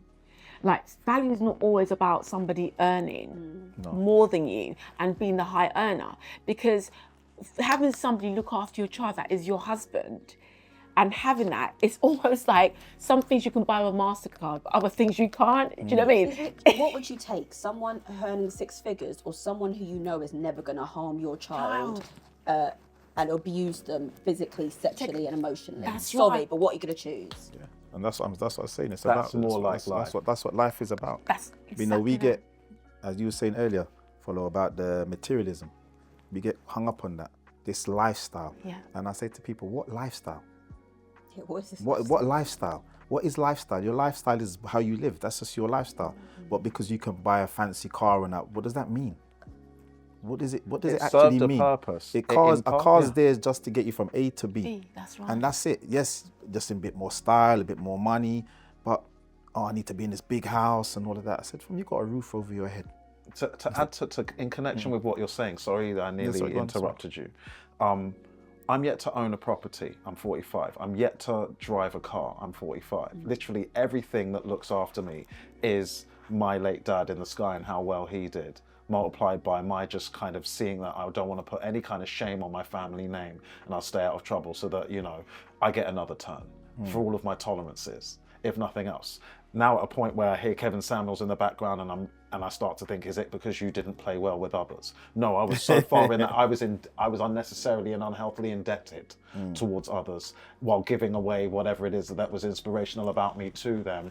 And then, like, in my posh boy mindset, being afraid of them, you know, the minute where they actually get potentially dangerously jealous as to how effective I am and how confident I am as to why I will even just spray off that information for everyone to absorb at the same time. So look, there's my team. So I don't have to feel lonely as well. So loneliness being another component of my pathology, to where people can see, hear and feel that something's going to happen if I make that connection with what's going to go down in my name.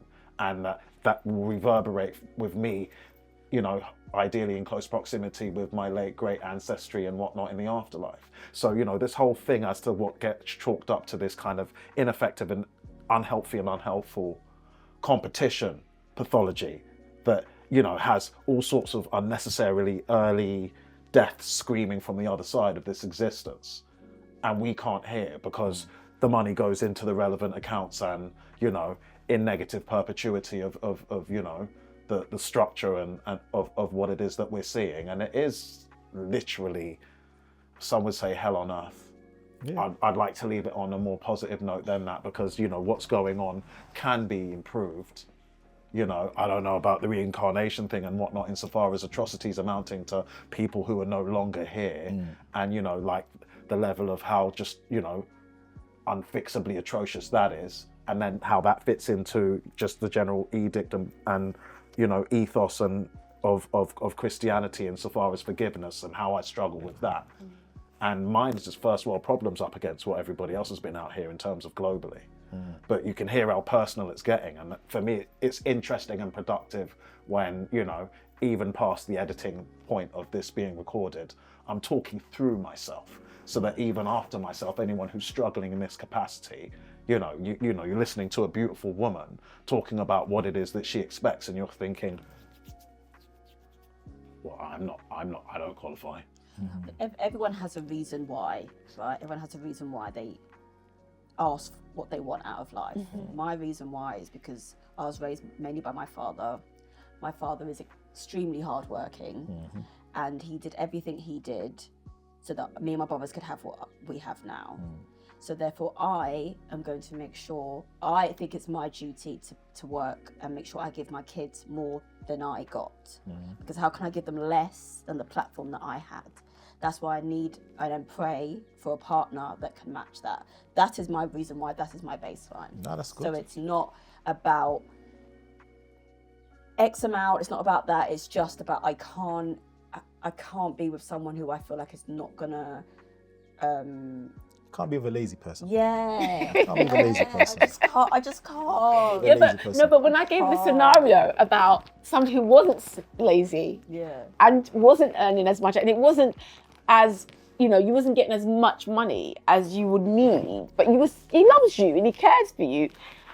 If there's a track record of like, because work ethic is actually has to be action. It can't just be like thing. I talk it. Yeah, they're not talking. Now there's a track record of being able to provide enough, but that in that time, because there's ebbs and flows, then okay. Because guess what? Like you said, we're all 2 paychecks away. So you can't turn into like all of the messy stuff we see online now, where he's at work all the time. He wasn't there for me. No, I know. Because you know this is happening as we speak, and not just with people that look too young for it to even be something you can take seriously. You're looking in the clip and you're seeing messy people, or you're getting, you know, you're making that judgment for your reasons. But you know, there's the level of expectation and the level of impatience that mirrors what technology is doing to the human experience in real time. Stop looking at social media. Stop looking at and I'm not saying you, I'm talking about the women. General, Stop looking at celebrity couples. There's absolutely zero celebrity couples that I idolise. Zero. I don't look at that at all. If let's, for example, your husband had to go work abroad for a year to provide the thing that you're asking him to do, but you're nagging on your friends there, and he's away and da-da-da. Sorry, were you not asking him to make the much so that you can drive the range that you're working? Be realistic. But like I said, I'm only going to ask for someone for what I will do myself. Yep. It's not like you said, it's not easy, because I think of the way that it is there's a massive disparity. But I'm not going to go for a lazy person. But I also know that I'm not going to ask unrealistic. Yeah. Humanity isn't fixed, is my response to that. So the hard worker can be turned into the lazy person with the amount of variables that's going on in this life, and vice versa. If you're hard working, the person who you would meet as the person who you would identify as lazy, like, and it is kind of like a crazy Hail Mary that no logical father would even say, yeah, gamble on the guy who looks lazy right now, because my sarcastic opinion means that between now and 5 years from now, it's probably the next Bill Gates or whatever. So, you know, go for it. If you go for the guy who's just kind of looking all prim and proper right now and, you know, just getting all of his ducks in the row for the sake of how he looks to us, guess what? Won't be surprised if he's like looking like a mess, you know, between... Because that surface level, like you said, no one who's hard working will actually ever be lazy. There might be a time when you're not working, but you're doing something. You're finding something. Whoever it is gonna have to meet my father, right? My father's a hard worker, so he knows like. You can't bullshit someone who's been doing it. Yeah. And I've seen it. I've got uncles and uncles. You can't. I know what it looks like. I'm doing it. Yeah, but it's true. So you can't. No. But the thing is, And this is money, though. but the This thing is money. no, but the thing is, You turn up with, you turn up as a bankhead. You turn up paid it out.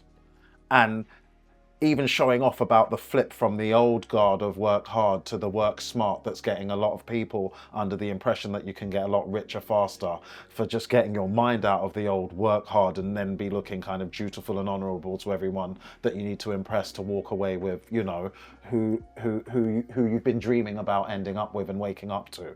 So if you're playing this new work smart game, and you're not working nearly as hard, and that's even part of like the pitch as to why you're drawing in the massive market and the rest. Now what? Work smart is not as actually a thing. Yeah, that sounds like a fool's. It's not actually a thing. People that say work smart are billionaires. They tread on people. No, because they don't have to work hard. Yeah. But they trod on people to get there. Yeah. But I'm saying they worked hard to get there. Yeah, that's right. So now they can work smart. Everyday Joe, we're not there. We can't work smart. So we can't say I'm going to do 3 hours today and get paid for a full day's work, because it doesn't work that way. A billionaire can do that because his money's coming in even if he works or not. He can sleep for the next 2 years and do nothing, play golf every day. And it also depends on your generational base. So if you come from family of money, you have a cushion to work smart. Yeah. If you don't, you just have to work hard. You work hard. And then maybe your kids can work smart because you worked hard. yeah, but I disagree. I think technology is in a place where it's kind of like in veiled fashion, revealing to the human experience at this stage of our experience that money in of itself is a psyop and a key PRP prop for everybody to be, you know, diligently busy with the work hard, or the confusion between the work hard and the work smart, to miss the moment where that's not even really what's going on anyway. We know that. What's going on with our kids? What's going on with the community? You know, why is it dicey to say black love? Why is it kind of a flex for it to be this kind of contrived gender war, as if we can't see the extent to which we need each other? Yeah, but So again, it makes me think that, you know, for my experiences of living as if I've been running away from money since being fortunately born into, you know, a family with an inspirational lead that unfortunately wasn't able to be around long enough for me, but I still benefit from his hard work and whatnot, to the effect of, if I feel too damaged and too defeated, as some of the lovely sisterins say across like the more toxicity ridden aspects of the womanosphere, you know, defeated as I may have felt at certain points, that because I'm not greedy at the same time, what's mine can be my child's. And when I get those phone calls while being alienated as a parent or feeling as such in the middle of the lockdowns, isolated in the deepest dark isolation, and, you know, may as well be in another country for how isolated, I'm at least able to, you know, wire the bottom line of what's needed to remain relevant to my child before that spiritual door closes again and you're still drifting around alienated. And can I say something? Money is important, but money is not the most important thing. Money is important, because without money, you don't function in this world. So it's important, but it's not the most important thing. To being a father, money is important, but your child doesn't really care. The child more cares about you being there for them. but if the money's not there, The money you're is vulnerable as a parent no, with no. the child. If the child's No. Why is it No. too extreme? Why is it you got to be broke ass poor with no money, or you got to be rich and asking for the world? Sorry, where's the middle ground? I don't want to say accept this. No. I'm gonna have to accept this. No, you don't have to. Just because I'm not greedy for this No. doesn't mean I'm accepting No, that. you don't have to. Money is important, but it's not the most important thing. That's what I'm saying with the Yeah, no, I know. Money's you can have money, but remember, as a child growing up, when a child's growing up, a child doesn't see money.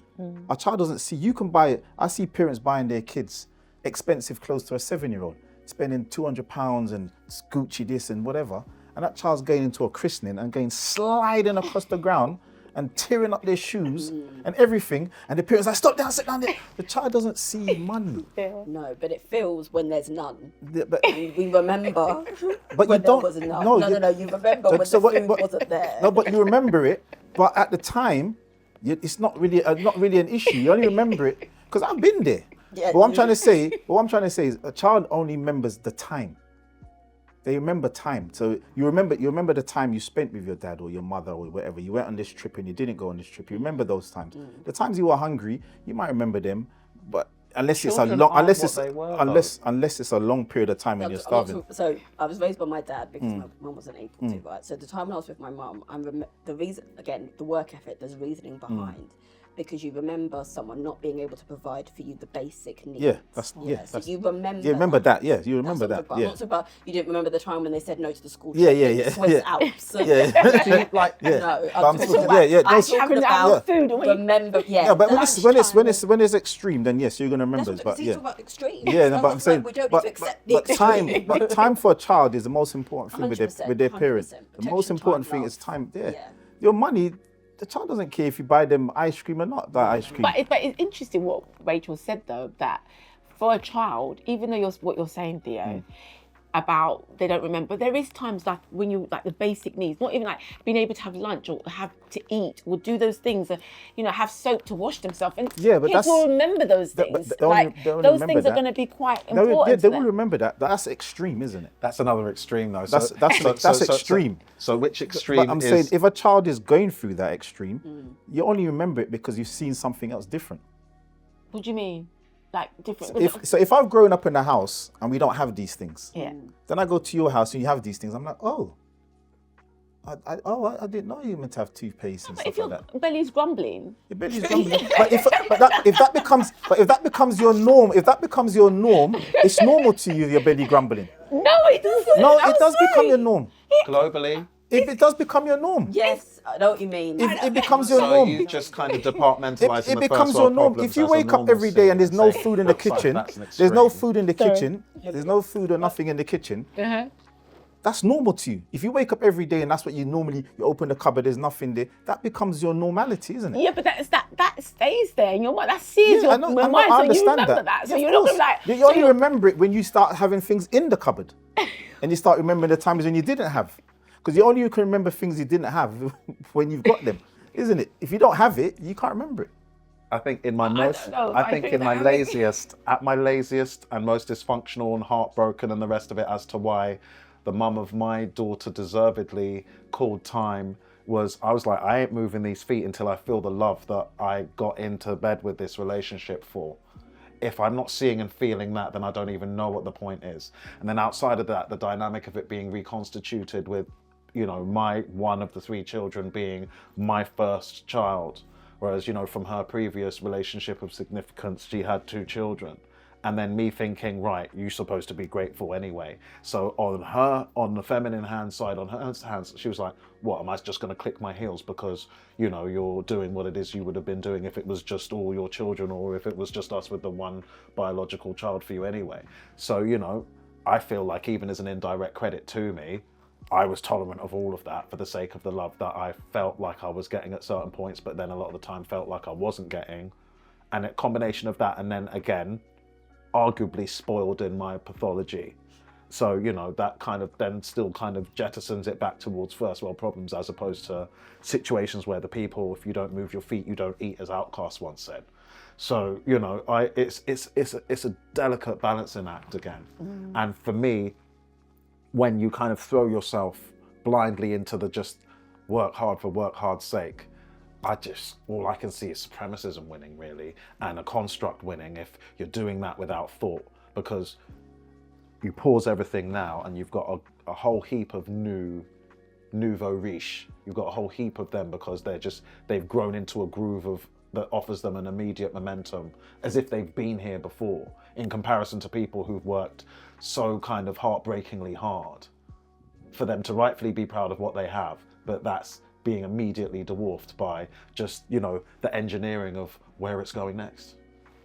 Right. But that doesn't last. I mean, that's if you're talking OnlyFans type people who are just kind of like, you know, oh look, we're rich. Most of those things don't last. Yeah, They and don't also last because there's no base. You have to have a base and there's no foundation. You have to have foundation in everything. If you don't have any foundation, you're just air. that's right. And then the first wind blows, you're gone. You're gone Yeah, because you've got nothing to hold on to. You're gone. So you have to put in the work. You have to put the ground in. So where I'm talking from the excuse end, I feel like I'm very inspired by what I've heard today, because a lot of the times you reach adulthood and no one's going to tell you.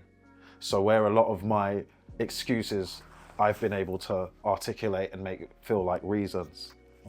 And then because I know I'm sat next to the truth, I'm in good company, praise be, and I'm grateful, I'm very grateful. That's forcing me to, you know, full manhood and in connection within a child, review that and, you know, allow that to have me end up being the change that I deserve to see, that my child deserves to see. That's what I like to hear. On that Time with your note, daughter. on that note, Thank you guys. You're welcome, sir. thank you guys for coming here. I really appreciate it. It's been a really good conversation, Yes, definitely. and thank you for that. It was really, really lovely. Thank you for spending time with us on the IN2G show. I look forward to having more conversations in the future. If you have anything that you want to talk about, let us know in the comment section. If we've said anything that you found interesting or anything that you want to talk about in terms of previous actual programs that we've done, please talk to us about it. As always, we love having you here. Thank you once again, and I'll see you soon.